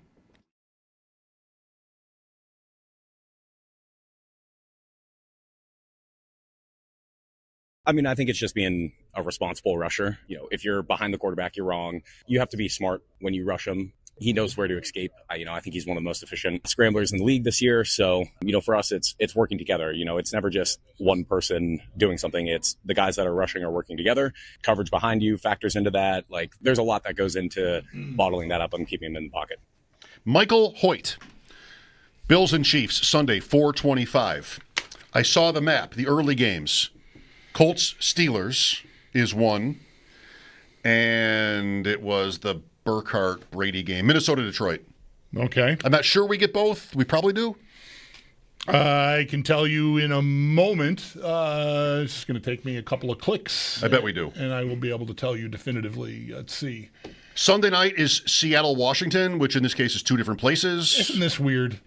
For some reason, my schedule is reflecting this as though we are on Central Time. The 1 o'clock games are 2 o'clock, and the Bills game is 5:25 here in my app. Like, I have not logged out. I just went in. Anyway, that's weird. I'll bet when I clear it and come back, it'll be right. Anyway, Colts, Steelers, CBS, 1 o'clock. Vikings, Lions, 1 o'clock. Bills, Chiefs, and then, night game. You had it. I just want to say it once. Local TV, that is, just for anybody who doesn't know what I'm talking about. I just want to say it once, in case I'm right and it's somehow interesting. Mm-hmm. England changed its clocks last weekend. So now those games are 6 hours ahead, not 5. Okay. And I wonder if that has anything to do with because you haven't been to Central Time in the last while. No, it's been... I wonder if that has anything to do with it. It's been quite a while, yeah. Now those games are 6 hours ahead, and we change our clocks this week, right? Saturday night, Sunday morning. I believe that's right, yes. So 5:25 is kind of when we start because it'll be an extra hour. I guess that's right. That's probably more likely to be it. I want to see if, you know what, I'm going to go in here. Let's see what the baseball game is listed at tonight. You wanted to say 9. It says 8. Oh, well, never mind. Isn't that weird? What a weird, glitchy thing. All right, anyway, I'm closing that up. You were right about the games on local TV, so there's that. And don't forget, the whole pregame show is coming out. CBS pregame show. Oh. Watch Bill Cowher get thrown through a table. Who cares? I think he did do that last year. Who cares? So are they on like noon to 1 from here? Yes. In an empty parking lot? It won't be empty. No, it won't be empty, but it's not about to be kickoff either. No, that's right. But they did this. They did this for the game last year. It might have been the first time I recall them ever going out on the road for that show. They're going to be here, and then they're going somewhere else next week too, I think. Probably the Jets or something. I don't know. But yeah. So yeah, they'll do the noon to 1 live from, it's unwatchable out front. It's stadium. Like unwatchable. But, not that you have to agree. Week 10, who cares? I'm not going to sit here and try to guess at where they're going next week. I'm never going to watch 1 minute of it. So I thought yesterday, like we had a short-ish discussion about Bills Chiefs and like the importance of the game. Mm-hmm. I sort of mentioned this with Mike Giardi just before. My takeaway from your breakdown of this game's importance was, in a certain way, the game of the year is in Week 15. Like, if New England doesn't stumble, which they could, it's easy for me to say they could be 8-0. They could also be 4-4, I suppose. Like, they didn't have to win the game here. The Bills were in a great position to beat them. They didn't. They were in a good position to beat them. They were behind. Wasn't Miami a Devin A-Chain false step at the sideline away from going ahead of them late? Or at least keeping possession, yes. That was them, I think, yeah. That's right, Week 2. Yeah. So they are what they are. But it is different. You're right that these teams are not in first place. And I think for Kansas City, it's a little bit maybe for the Bills too. You can tell me if you think this way. It's a little bit of whatever, we'll be fine. I don't know. Like maybe the Bills internally overall feel that way. And the Chiefs don't have to either. Like Denver is pretty good. Denver and New England are kind of the same for me as teams for the Chiefs and Bills, respectively, to have to leapfrog here in the second half. The Bills have lost to New England at home, and the Chiefs have yet to play the Broncos. But it is different this year in this way. I wonder if, end of the day, it'll be the game in Foxborough that means the most to this season. Is this game a must-win? I know, literally it isn't. You're not out if you lose. Right. But if you get to 4 losses and say New England is at 2, or you're at 3 losses, sorry, but without the tiebreaker. Kansas City would be at 4 losses if they lost this game, not the Bills. But you're a game and a half. You've lost to them. If New England ends up beating Atlanta at home, that's their game in week where are we, 9? How close? The whole point is the 1 seed, right? That is still the thing. So while the some of the focus on the game from both sides, like I said yesterday to me, is different because of Denver and New England both being in front of the Chiefs and the Bills respectively. I need to keep pace with it's somebody else now. It's not Kansas City, and I don't play the team I'm trying to catch now. Not just keep pace with them. I mean, I'm trying to just stay 1 game behind Indianapolis, which is what I am right now. Although they've played 1 more game than me, right? They have not had their bye yet. They've played 8. Colts? I played 7. Yeah, 7-1. Oh, right. And I'm 5-2. Okay, so that's it. I'm a game back. That's it. There's no I need the win to keep that on track. But as far as Kansas City goes, I don't know. I mean, could it still come to a head-to-head between the two of them? I mean, I suppose. Neither of these teams is buried, right? Would it shock anyone if Kansas City won the AFC West and the Bills won the AFC East? That's the right point. Right? So what am I really still doing? Right? I want the 1. Oh, wow. If I lose to Kansas City and they somehow get hot past Denver and are challenging Indianapolis, I'm going to want this head-to-head. It's the same as opening week with Baltimore. But it only matters, mostly only matters, if you both finish first. That's right. Otherwise, it's a 5 versus 6 conversation. And, right. Is that really that important? Boy, that's such a good point. What would be the odds of the Bills and the Chiefs each winning their divisions? Well, in a parlay. I'm doing it. You're okay. I was going to go into my app. Do you like it? Do I like it? I mean, is that going to be? It's got to be plus money, doesn't it? Yes. They're both behind. Yes. Oh wow, this is so good. Bills minus 155. Look at the credit they get. Chiefs minus 125. Oh, I'm not allowed to combine these. How do these other people get away with all these? But I can't even do two leg parlays on mine. I don't know. What am I doing wrong? Were you on my app? No, that's what I'm doing wrong. You tell me what it is. Let's talk to Kevin, and you'll look that up. Let me go see if I can figure that out. Kevin, hi. Hey guys, good to talk to you. Hey, Hi. Yesterday, nobody brought Mellow Cups. My sister used to obsessively get those little cards and save $1 million of them up for a box of 10. that you'd known brought Mellow Cups. I hated Mallow Cups as a kid because I thought they were going to be the same as peanut butter cups, and then they weren't, and I felt really, really, really What is sad it, marshmallows? about that. Yeah, I don't even know what it is. It feels to me like smoke-flavored mud. Say it. Yeah. All right. Well, anyways, so I spent a couple of years out in Kansas City doing a project and got to know a lot of the Kansas City fans and listen to all their radio shows. They fear Gabe Davis.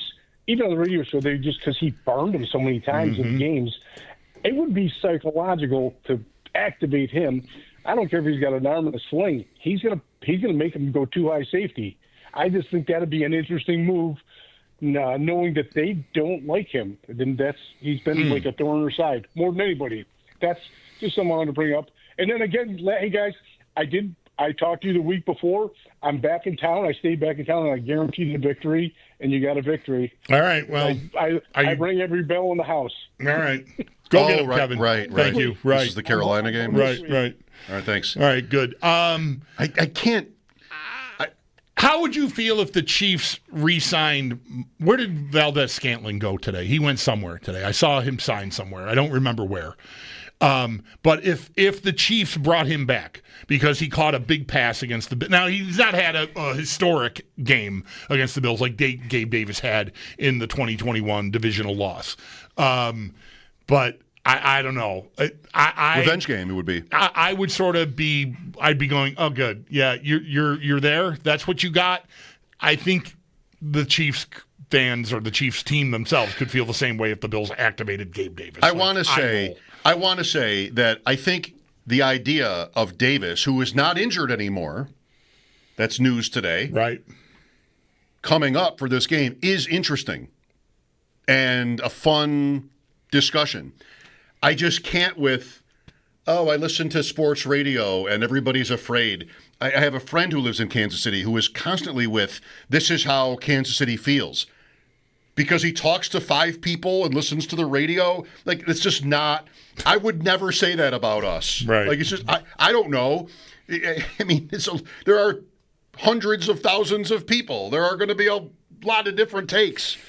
I mean, who's afraid of Gabe Davis? Andy Reid? Steve Spagnuolo? Afraid? Maybe. I think it's an interesting idea for a team that lacks at wide receiver. Davis, like you got to – historically great game against the Chiefs in the playoffs, way more than everything did for MVS combined in his career, including when he played for the Bills. But, maybe. I just doubt it's like a actual conversation that they have in their cafeteria. It just maybe. Yeah. Maybe. There are moments of this where whether it has to be a quarterback or a starting pitcher or a goalie, somebody like, okay, well, now we have a problem. I doubt it's Gabe Davis. I really just do. Me too. Bills minus 150, Chiefs minus 125. I think same odds that you just Close, said. yeah. Both best odds to win their respective divisions, even though neither of them are in the lead. Paired up plus 218. Oh, well, what do you think? Interested? I need to put like 6 other things on with it to get them. Put the Ravens on it. You have it open? I do have it open. Put the Ravens on it. Ravens are also, by the way, the same favorite, minus 125 as the Chiefs. That brings it to plus 450, 451 to be exact. So $10 wins 45. I'm not making that bet. I don't hate it. I think I would. $10. I'll give you $10. I don't have any money in my account right now. I'm waiting for them to offer me some. And I do, but I'm not allowed. I'm waiting for them to offer me some bonus. Of course you are. Guy wins $3,700 on a hockey bet or whatever. No, the Pittsburgh-Cincinnati game. Right. Take the money out. That's fine. That's a smart thing to do. I'm not being critical. Thank you. I appreciate that. Or sarcastic. Buffalo, Baltimore, Kansas City to each win its respective division. 10 wins you 45. 10 wins you 45? Yeah. Who spoils it? Lamar Jackson gets a stomachache? Like what spoils that? They're the farthest back, but they also have the weakest field. So that makes sense that their odds are the same as the Chiefs because, the AFC North is not – New England and Denver and/or L.A. I think are better than anyone in the AFC North. New England, I was there on this team will be good and the schedule is cake. We talked about it constantly. I am not surprised. They're just not going to beat everybody. This is Sal's take too, and we'll talk to Sal. Maybe he's got a different take. I doubt it. They're just not so good that they're going to be – they're not what the peak Bills have been, which is they're just going to roll through the bad teams. I would be shocked if that happened. But they win 11 or even 12, I think. And, maybe that's too good for us. Maybe that'll win it. They'll have to beat the Bills. The winner of the game in Week 15 takes it. That's the game of the year. Buffalo at New England, Week 15. That's the game of the year. Winner of that game takes it. Yes or no? Can that stake be realistic and have it not be the game of the year? I'm just struggling with Mahomes and Allen not being the game of the year. Well, okay. And Drake May already qualifying for game of the year status, although he's been excellent. The Chiefs have the Colts in 2 weeks. It has the potential to be the game of the year if the Patriots stay on track and they don't stub their toe like you're saying. And the Bills are one game back, then I gotta have it, and it's certainly Buffalo's game of the year because it's not Week 18 like it was with Miami a couple of years ago, but it's the same sort of deal. Like, I'm not winning the division if I don't beat you here. It's very unlikely, in my opinion, that the Bills will be 2 games clear of the Patriots going into that game. Mm-hmm. If it's 1 and you lose it, you're down. You're behind again. Because you'll have been swept. That's what you need to avoid this, is for the Bills to win, well, if they win their next 7 and go to 12-2, right? Then New England needs to be 10-4. New England has the bye the week before that game. They need to be 10-4. And then you can afford the loss. Mm-hmm. Maybe even have the 1 seed at that point in hand. That means New England goes, they're 6-2, right? Mm-hmm. That means they go 4-2 against their schedule, which I think would be bad for them. Sal at 5, Mike Schopp and the Bulldog, WGR.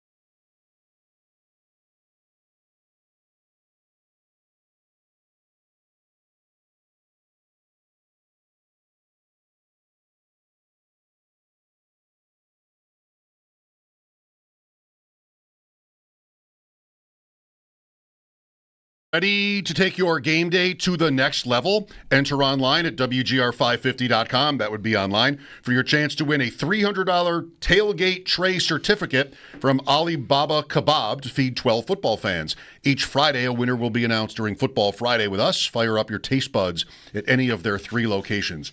I got the math a little bit wrong, but the same principle applies. So at week 15, Bills at Patriots week 15, the Bills will have 6 games between now and then. If they go 6-0 in those 6 games, Chiefs, Dolphins, Bucks, Texans, Steelers, Bengals, not easy. If they win them all, 11-2, and to be at a point where you go to Foxborough and a loss does not relegate you to second place, you'd need New England to be 2 behind. So 9-4. Mm-hmm. And that means they would have to go 3-2 only. Because they've only got 5 games between now and then because their bye is right before they play the Bills. Yes. Against Atlanta, Tampa, the Jets at home, at the Bengals, before Burrow, probably, and the Giants at home. They would have to lose 2 of those games, and the Bills would have to go undefeated all the way to Week 15 for the Bills to be 2 games up. If they're 1 game up and were to lose in Foxborough, they'd be behind. Right. Because they'd have been swept. Mm-hmm. That's not going to happen. The Bills are not going 6-0. If Kansas City Sunday, by the way, they're an underdog. They're not going 6-0, and New England going 3-2 in these next 6 weeks. I agree with that. That's the game of the year. That's for the division. I still can't do it. We'll put it to Sal. He can break the tie after sports. Mike Schopp and the Bulldog, WGR.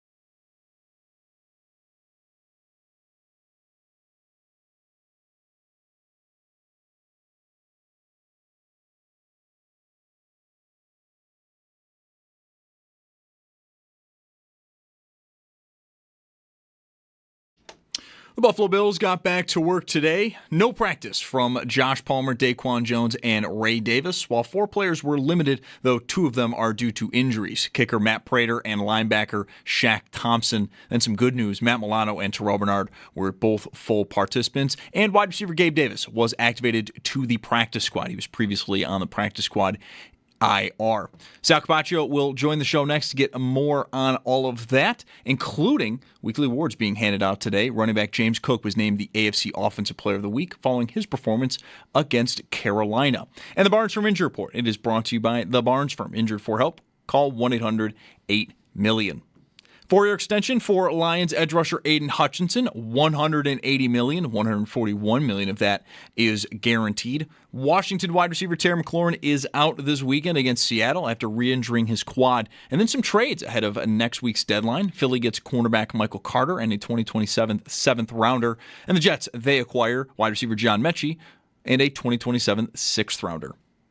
The entire league was in action last night, but just one game tonight in the NHL. 7:30, Columbus hosts Toronto. And then out west earlier today, we got news that Utah is signing forward Logan Cooley to an 8-year, $80 million deal. Then just after 8 o'clock, Game 5 of the World Series out in Los Angeles. The series is tied at 2 games apiece, and on the bump tonight, Trey Savage for Toronto and Blake Snell for the Dodgers. And join WGR and Bud Light for a Buffalo Football Friday happy hour. Show 'em Bulldog will be broadcasting live this Friday from 3 p.m. to 7 p.m. at Neighbors Pub, 337 Kenmore Avenue. You'll have a chance to win a Josh Allen jersey. No purchase necessary, and you can enjoy other Football Friday live broadcasts coming up at Leo's and at Mitchell's. Bud Light, easy to drink, easy to enjoy. Enjoy responsibly, 21 plus. That's your Padoc Chevrolet Sports Update. Padoc Chevrolet celebrating 90 years of being your hometown dealership.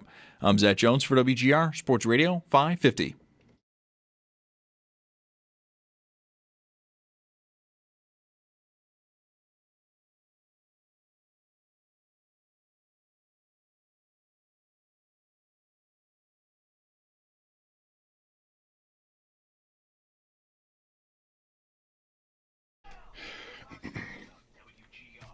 ESPN just showed a highlight of the James Cook, the long touchdown run in Carolina, 64 yards, was it? Yep.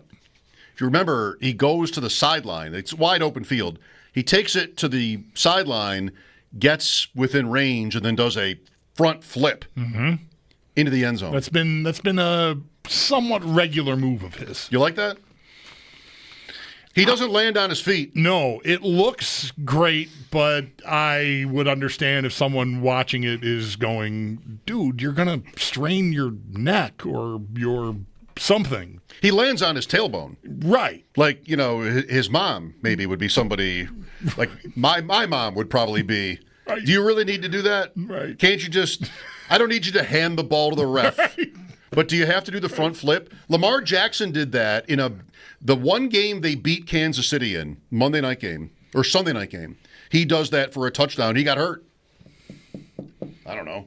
I don't mean to sound like, I know. Your uncle. I know. All right, let's put it to Sal. We got all kinds of questions for Sal. You want to hear something really, real quick? We'll bring Sal into this too. Really embarrassing, as Cook is like angling toward the sideline, I felt compelled to yell, "Don't go out of bounds!" I know. He almost does. He doesn't. He doesn't. Why? He's not going to go out of bounds. There's no one there. But for some reason, I felt compelled to yell that. It's embarrassing enough to have the thought, but I yelled it in my living room. There's literally no defensive player on the screen. No. And I'm like, don't go out of bounds. Sal, wouldn't football be better if you and I and Bulldog decided what players should do? I suppose, yeah. I got a couple stories about this play, though. Good. That you're referencing. Good. So if you actually watch the end zone angle, there was one, might have even shown on ESPN, but if you watch the replay actually from the game broadcast, I saw this. You see me sprinting on the sidelines, right a little bit past behind James Cook. And the reason is, a lot of times I would be in position already, but I was actually changing some equipment while that play was going on near midfield. So I see on the big board, he takes off. I'm like, oh, my God. And I start hauling it because I want to be over there. So he's angling towards me, and I'm thinking, what is he doing? He's going to go to the pylon. I knew what he was going to do. I knew it. He was going to jump. That's what he does. He does his somersault. But you see me literally running to get there to that point, and then I watch him do that. So then after the game, I asked him about this. I said, why did you go to the pylon? And he said, I didn't want to flip in the middle of the end zone. I don't know what the difference is. That's what he said, though. He didn't want to flip in the middle. I wonder what would be the difference. What we needed there, Sal, was a follow-up question. Why? I know. Why? What's the... Why? Like, the crown of the field? I'll ask next time he does it. Is it maybe more like, is it too showy in the middle of the field? There's also, somebody could have an angle on him if he went right up the middle. By the time he gets to like the 40, he's gone. As the he radio did score right in the you. middle later on a long run. Yeah, he did. Did he flip? No, he did not flip on that one. Well, he's not a guy who flips. He was not. I would enjoy this if we had seen Sal do the front flip as they're racing each other down the field. Yes. But I'm not asking because you of to do his that, angle. I might have actually gotten there before him because I wasn't beating him normally. I'll say that. Right, you had a straight line because of the detour he took. Right, but it was interesting to watch and happen right there. What are the chances you could pull that off without hurting yourself? Sal could do it. Do you think you could pull the flip no, off? No, I can't flip. I don't know. I've just never been able to. It's just something I can't do. I've never been a person flipper. who's done like that kind of gymnastics, Well, flip like that. He does a front flip, but he lands on his butt, like he lands on his tailbone. That I could do, I guess. And well, I that's think what I would he probably did. Hurt myself. Yeah, you want to land on your feet there. You would need the cart to come out for me if I landed like that. Oh my gosh, I would not even make it 70 I agree with degrees. you guys. So every time he does it, I hold my breath, like, oh my god, I hope he's okay. Like you see that, and the turf is hard, and you never know, you slip. So hey. I think the same thing. Just don't. Yeah, I wonder. I don't know if this is like a question worth asking the coach about, but I mean, we it seems like mostly anything goes.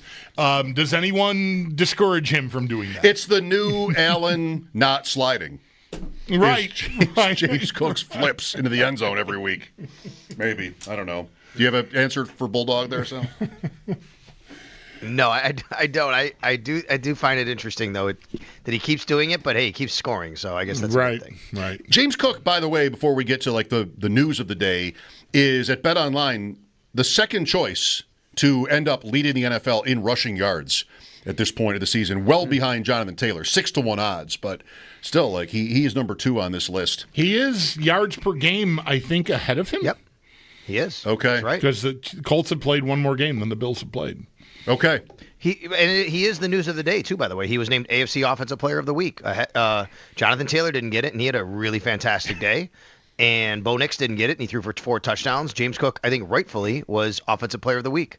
200-plus rushing.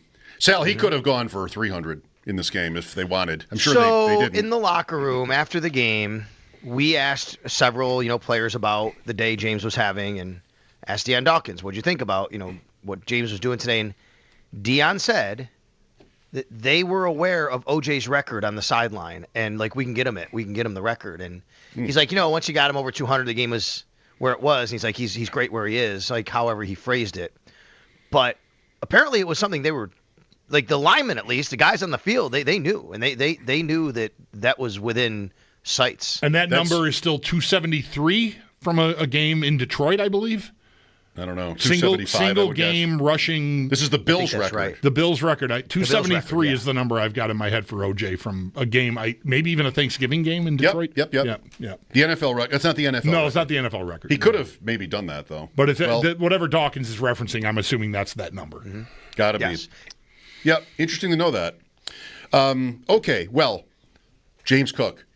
Today we have what's number 1 here? Is it Prater? What's number 1 from the injury news, Sal? No, it's Gabe Davis. I mean, Gabe Davis is now on the practice squad, and they're going to use him. I mean, the Prater stuff, who knows? He could have had, he could have just had he could have had his calf worked on because he was sore. Like, we don't know that yet until tomorrow. I always say, it doesn't mean something happened at practice. It could have. It happened a few weeks ago. Remember who was it? Somebody had a pack, Dorian Williams, maybe?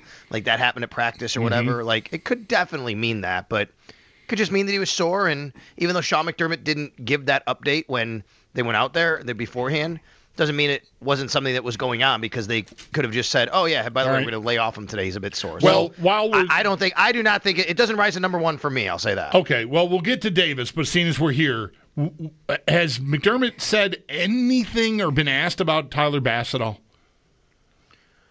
Not in the last week or so, maybe a couple weeks ago, and it's just the same, hey, he's working and improving and whatever. I think, I mean, he's around the team.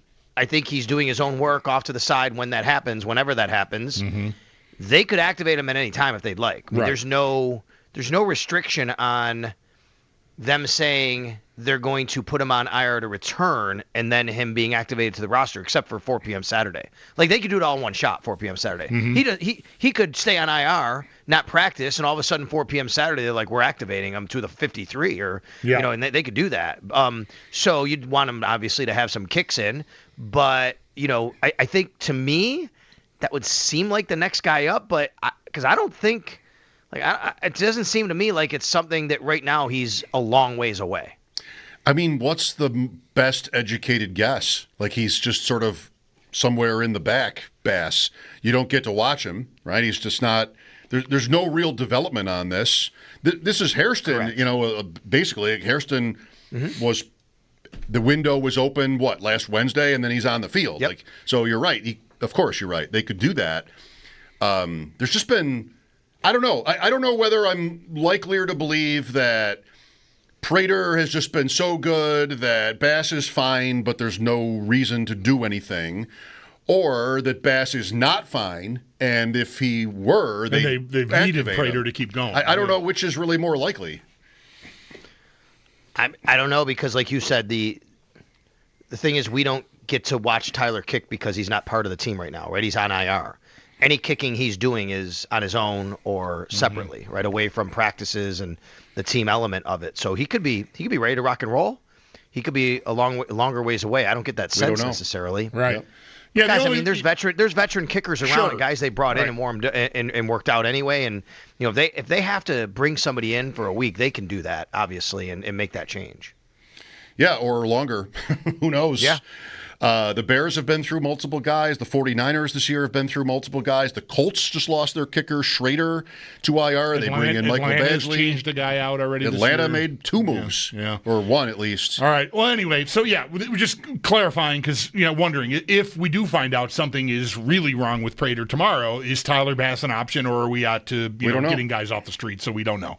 Gabe Davis, Sal, what do you like? How did that look to you? Like, how soon could he be ready to play? Well, I would normally say, I don't think he's going to be playing for a couple of weeks, simply based on behavior, like how the team operates. Right. That's out of the window now. With what happened with Max Hairston last week, right? I mean, I think Gabe Davis could play this week. I don't know. Now, I asked him today, okay, we see you out here today for the first time, but what have you been doing? And he's like, I've been running for a couple weeks. I've been running a lot. I mean, I don't think this just was a, hey, let's put Gabe out there and see how he looks type of day. This was calculated. Like, he had been doing stuff leading up to this point to be on the field today with the Buffalo Bills. So what happened mechanically, roster-wise for everybody, the Bills still had an open roster spot. They activated Gabe off practice squad injured. They don't have to wait 21 days for anything to happen here. He just goes right on the practice squad. So he's a regular practice squad player. What he does, though, is count on one of the 8 IR to return designations they get for the season. They've used 3 now because Hairston and Tylan Grable counted the minute they went on IR on that special day they could do it. And now Gabe's coming back. So that's 3 that I count of. I don't think there was one that happened since they went. If Tyler Bass, he would be number 4, by the way, if they did that. You get 8. You'd also get 2 more in the postseason. So you're already halfway through the year and you haven't even used half of them. So I think, it shouldn't be anything to worry about. But I think it's in the window that he could play this week. Gabe said it's up to the trainers and coaches. And, he's how did it look to me? Well, again, here's one of those deals where we can't watch everything. But from what I did watch, he was running routes, and I saw that. We couldn't film that part of it. And I thought that he looked good running. There was no hitch or anything like that, nothing favoring from what I saw. How relevant would you expect him to be? Like, is there somebody else who needs to be unavailable at receiver, whoever that might be? Palmer, I guess, is obvious here. Yeah. Would it be that? Okay, there is this one game, it's very obscure in Bills history, but where Davis went for this massive record game of 4 touchdowns against Kansas City. Like, you have that little spice to this idea. Yeah. Well, Joshua Palmer did not practice again today. It's probably looking like he'll miss another week at this point. He was already termed week to week, and then he missed last week, and he hasn't practiced yet today leading into this week. So I would just assume at this point that you're not going to get to a point where Joshua Palmer would be playing. So what are the other options? Well, really, you already have 5 wide receivers that are normally active: Shakir, Coleman, Samuel, and Moore, not counting Palmer. And I'm sorry, Shavers. 1, 2, 3, and Shavers. Sorry about that. Shakir, Coleman, Samuel, Moore, and Shavers. My fault. They do have Christian Wilkerson on the practice squad. They do have Steven Gosnell on the practice squad. But 5 is enough. 5 is plenty. And they've rolled with 5 because they do use 3 tight ends, and they do have a fullback. So they could go with 5 of them. If they were to activate and play Gabe Davis, that's when it becomes interesting for me, because you could go with 6. That's fine. But is it who if they do ultimately sign Gabe, you could play the game of 3 elevations. If they want him on the roster, whose spot is that? People point right to Tyrell Shavers. I'm not so sure about that. Tyrell Shavers plays special teams. Is Gabe Davis going to be lining up as a gunner? Like, I don't know, right? Like, I do think there's some interesting parts about this. But if Gabe were to play this week, it wouldn't be about the roster, it'd be just playing time.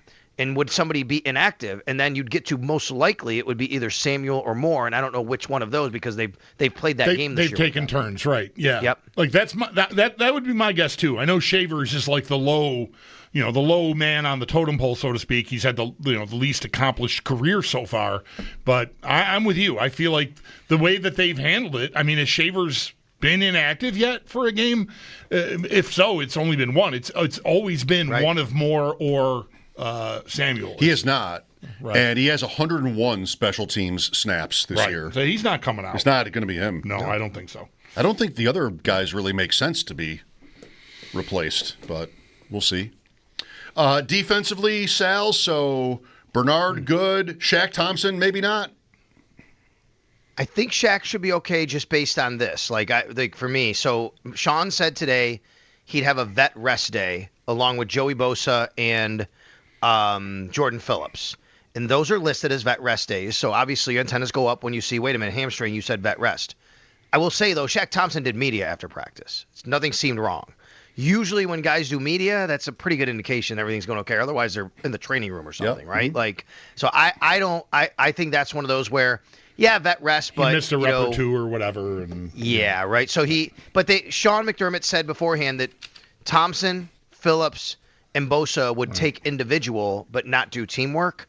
So, maybe it's just more of he's also dealing with we also had treatment on the hamstring, so they didn't list it as vet rest. They listed it as hamstring there. So we'll see. Now, that said, I think the bigger story here right now might be what's happening at linebacker, because Terrell Bernard and Matt Milano were both full participants. That's great news, right? Last week they were limited, and then Milano doesn't even play. He's inactive. And then Bernard suits up, but he doesn't play. And we're told that it's due to medical reasons, nothing else. And I think I got the sense of what Sean was saying after the game was, because Milano was already out and they don't know where that's going and they want to make sure he stays healthy, they didn't want to risk losing both of their starting linebackers, right? So let's give Bernard another week and get them both back healthy.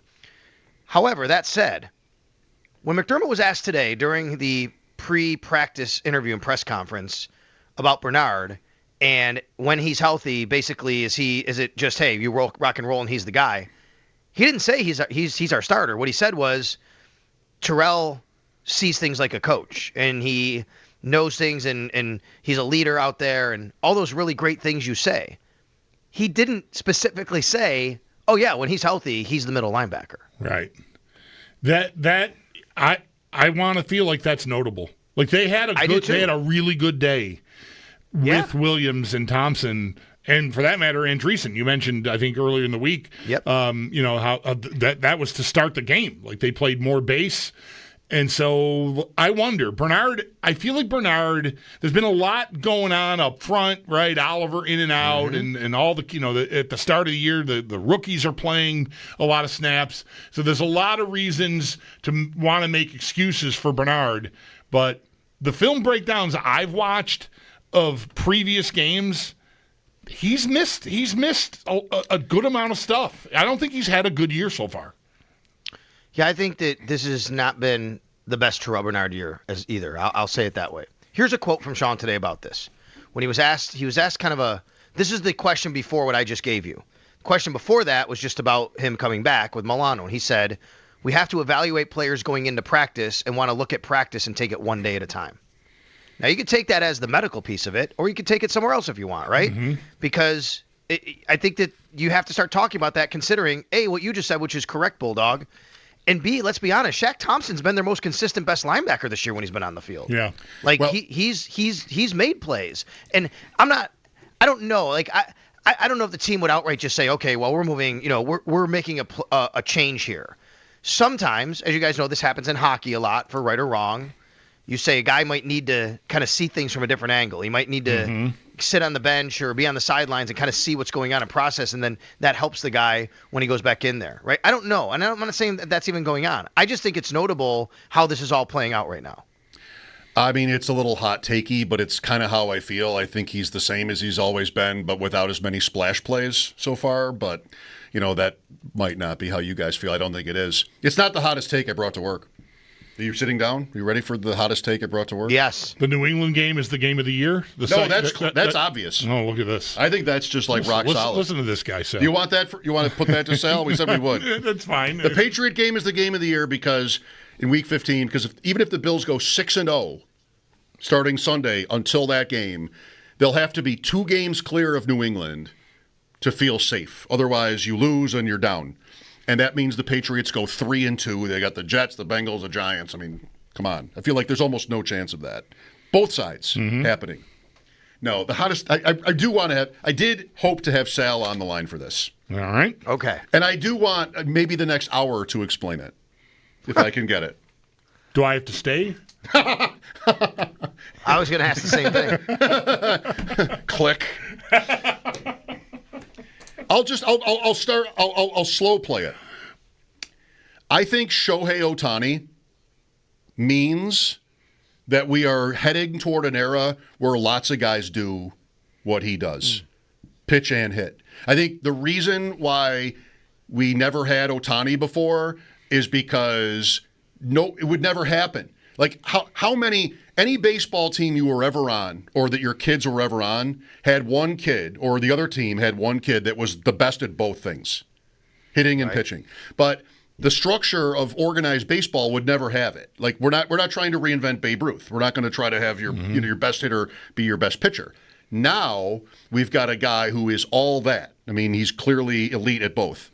And I think maybe this cracks the door open for teams to do more of that. And there should be, right, prospects who come up as amazing. I mean, so many of the greatest hitters we've ever seen were also great pitchers. Dave Winfield pitched in the College World Series, right? So, there have been tons of these guys, but baseball would never allow it. So now I think Ohtani, they don't all have to be him. I mean, very few of these guys will be him. I want to hear what Sal has to say about this, but I'll just offer this. It would make sense that there would be more 13 to 16-year-old kids and parents who would encourage their kids to try to do it. I want to go to a team that will let me pitch and hit. Yeah, and that in and of itself, I mean, that it'll always funnel, and it's going to be not that many, but no, I think it makes sense. It might take 10 years, but I think it tracks. So I think there will be more willingness on this from teams. I think there will be maybe a guy or two that's able to kind of do it at the MLB level. No one's going to do it at the level of Ohtani. He's amazing at what he does. I still think when you get down to it, it's going to be very, very difficult because teams you have to concentrate so much on the pitching aspect of it when you're a pitcher that it's too tough to have that person play every day and also do the things hitting. I think so much goes into it. Ohtani did not grow up in the United States. Ohtani was not one of these great athletes that we all are talking about, which you're right. I mean, my son is a 12-year-old baseball player, and there's athletes like that everywhere, right? You go to these tournaments, and kids are the best kids are the best kids, whether they're pitchers and hitters all the time. But that's not how he came up. I do think there will be more of a willingness and acceptance of it. I just don't think you're going to see some mass, oh my God, look at this. However, there is one guy, apparently, that is like this right now. His name is Jack Caglione, or Jack Caglianone, I believe is his name. If you go to his baseball reference page, you will see first base, right field, and starting pitcher. He is currently on the Kansas City Royals. I don't know. Have they used him like this? He went to UF, and he was considered a guy that could do this. And I don't know. I haven't followed his career enough, but I do know because I remember somebody talking about this guy like this. And I don't know what has happened, and I have to go back and look. I think there would be more of a willingness. I just don't think it's really going to happen like that. Game 7, Saturday night. We're going to the 9th. Blue Jays 4, Dodgers 3. The bullpen is completely gassed. Guerrero says, "Give me the ball." I'm just putting that out in the space. All right. Thank you, Sal. We kept you late. You got it, guys. Thanks. That's our dude, Sal Capaccio, on the Western Hotline. His appearances are always brought to you by New York's only outlet liquor. When you need to stock up, is the place to buy a case. What's your outlet? Let me just add to that. 2 outs, bases loaded. Ohtani is up. All right. And that's when Guerrero says, "Give me the ball." I got it. 10 years' time, there's 5 guys doing this. Okay. Let me think about that. 803-0550, Mike Schopp and the Bulldog, WGR.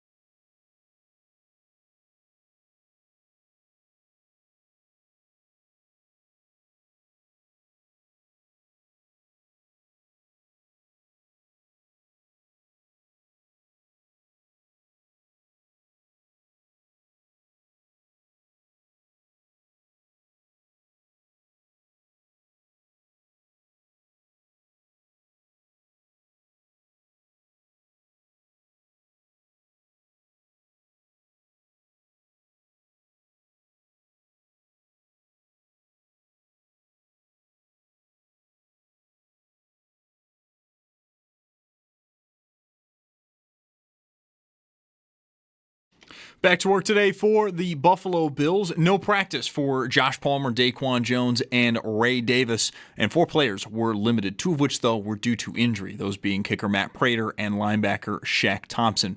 But also some good news, as Matt Milano and Terrell Bernard were both full participants. And the Barnes from Injury Report is brought to you by the Barnes from Injured for Help. Call 1-800-8-MILLION. Weekly awards were also handed out today. Running back James Cook named the AFC Offensive Player of the Week following his performance against Carolina.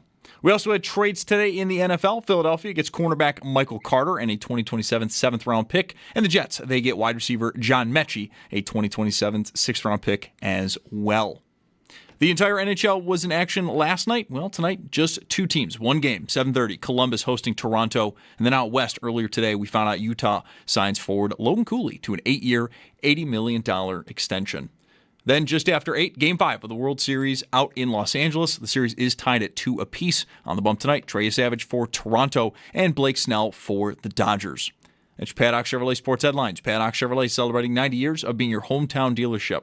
I'm Zach Jones for WGR Sports Radio 550.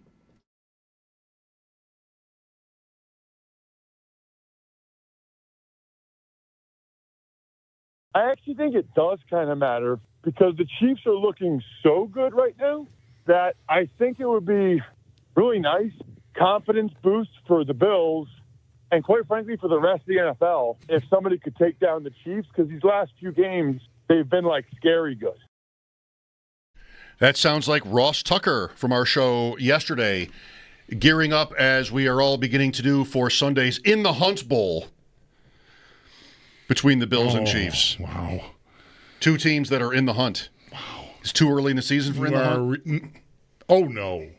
Week 9? I think maybe, well, I don't know. That graphic has not yet been shown. When does it? I feel like November is when that starts. I think this weekend we might get the grid.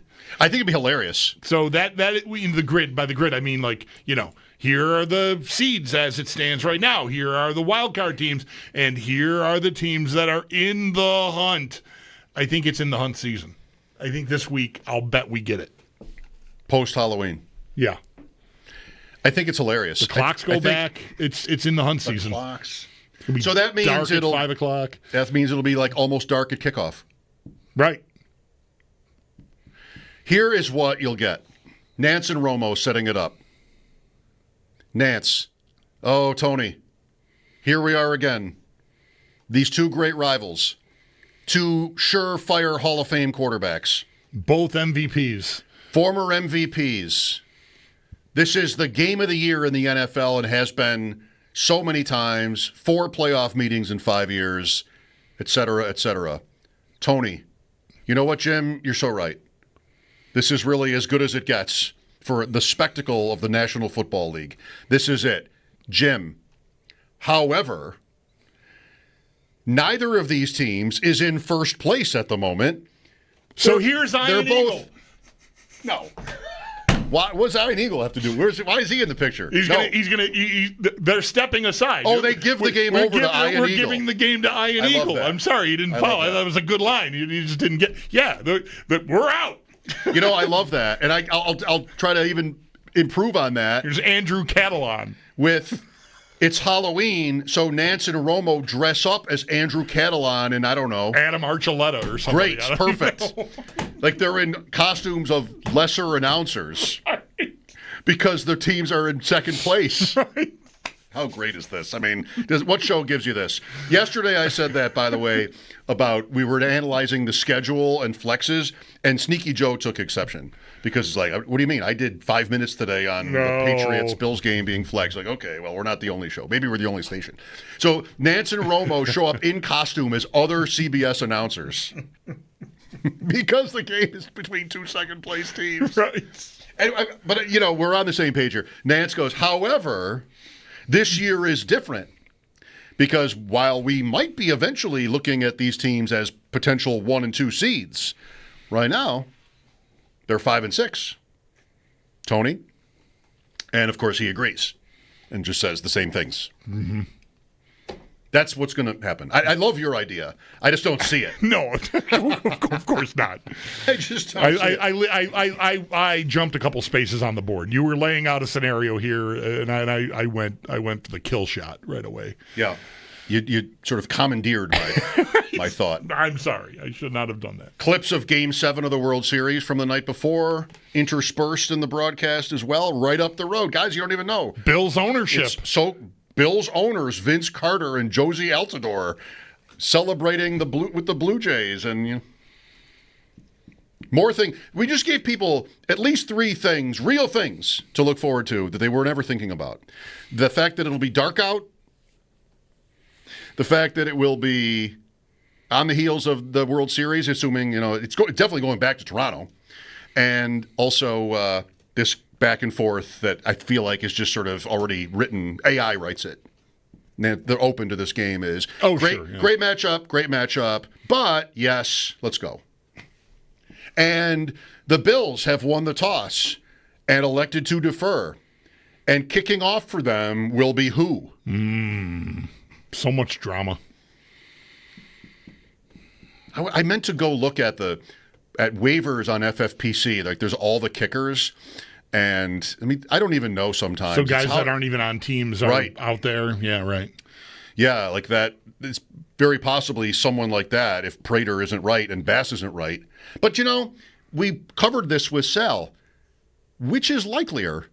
That Bass is not ready physically, but we don't care because Prater has been fine, or that he that he would be ready physically, but they're not doing anything about it because Prater has been fine, or that he's not, and that's why Prater is still here. There's no reason to need to move on from Prater. None. No, he's made like one bad kick all year. He's missed one kick. The Miami game, the weird squibber. The pull. Yeah. Yeah, so really, there's no urgency there. He's made everything else, right? Has he missed an extra point even? Maybe he didn't. Maybe one. I think he missed one on Sunday. I think he missed an extra point on Sunday. Okay. Anyway.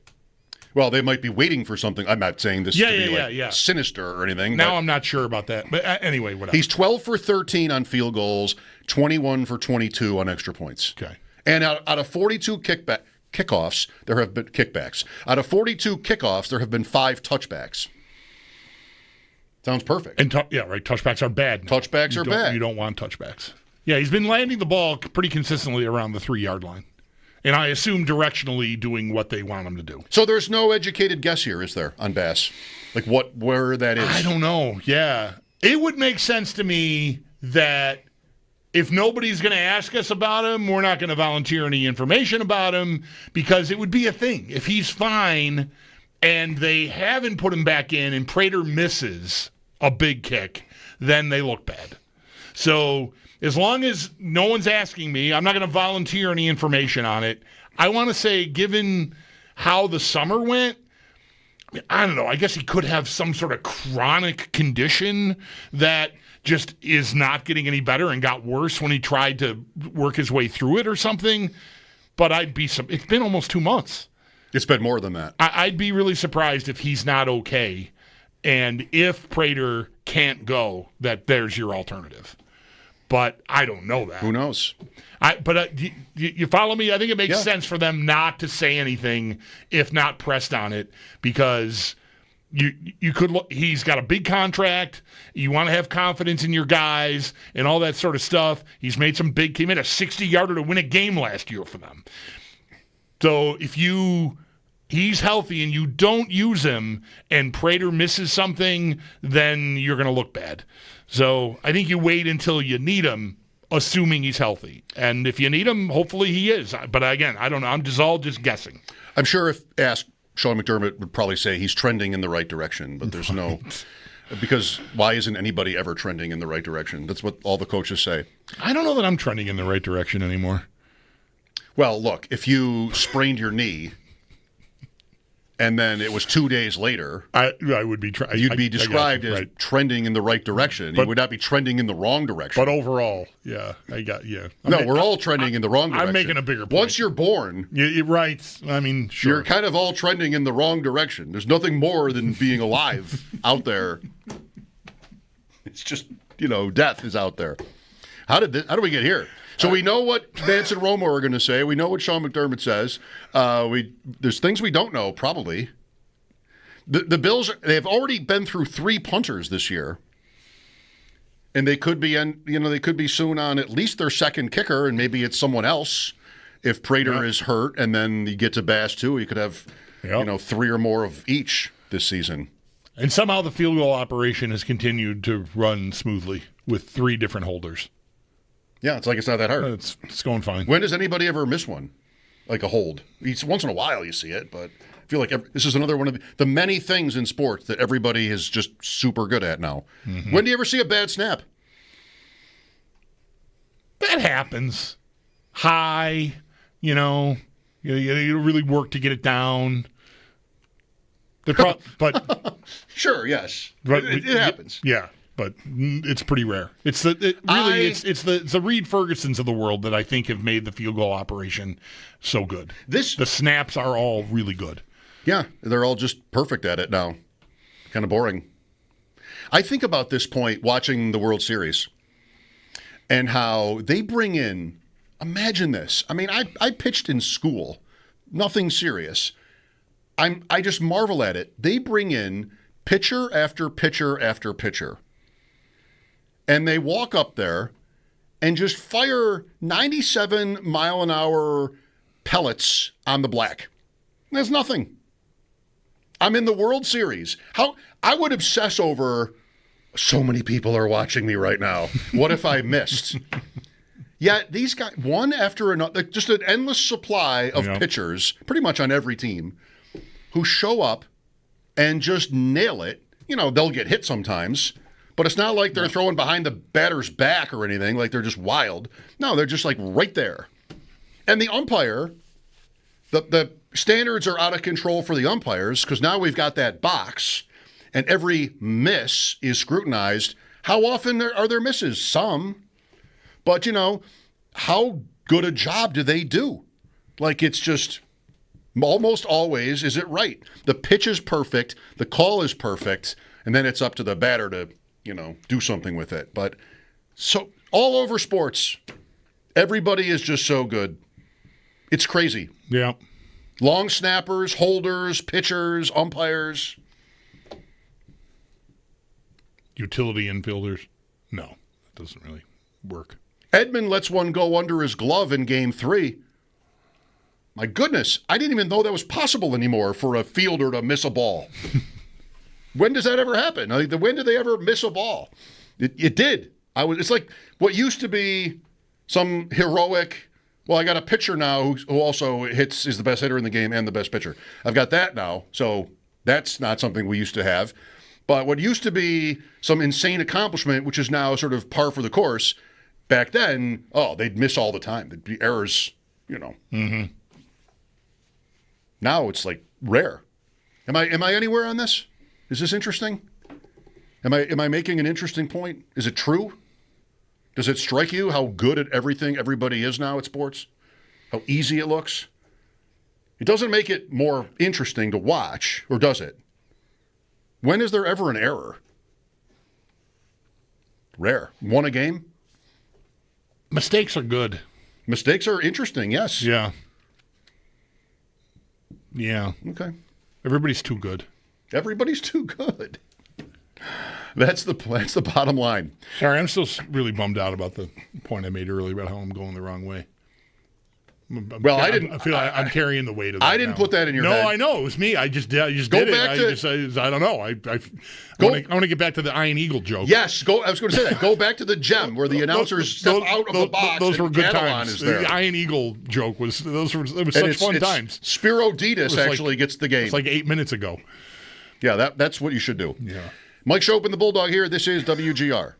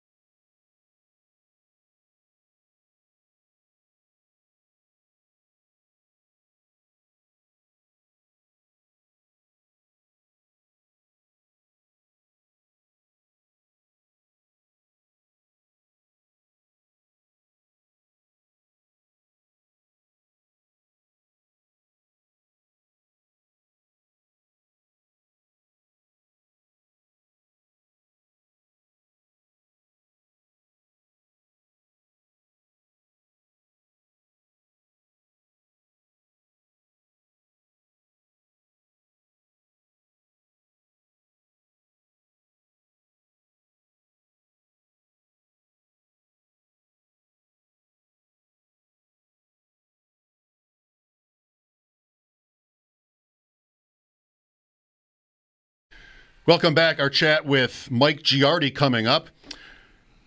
Sabres at 4-6 through 10 games? 4-4-2. Why are you going to be so negative? You mean the facts? I don't know. Good question. I'll have to think about it. 4-6 ignores that they got points in 2 of those games. So yes, willfully ignores. Point that out. That's right. They've won 4 games through 10. And it'll be at Boston tomorrow. If you want some... It's actually more like 5 through 10 because they've got points in... Go ahead. Sorry. It's not. It is absolutely not like that. Well, you got to account for the points somehow. They got points. Yes, but we're not playing an even-sum game. It even bothers me that they got 3 of a possible 4 in Toronto because, in my mind, there kind of were 6 points available, or that in the 2-game series. Not that one team could ever get to 6. Not even the Leafs. We had a fiery start on the Sabres. Check it out if you missed it on the Odyssey app. Mike Giardi, really good. He always is.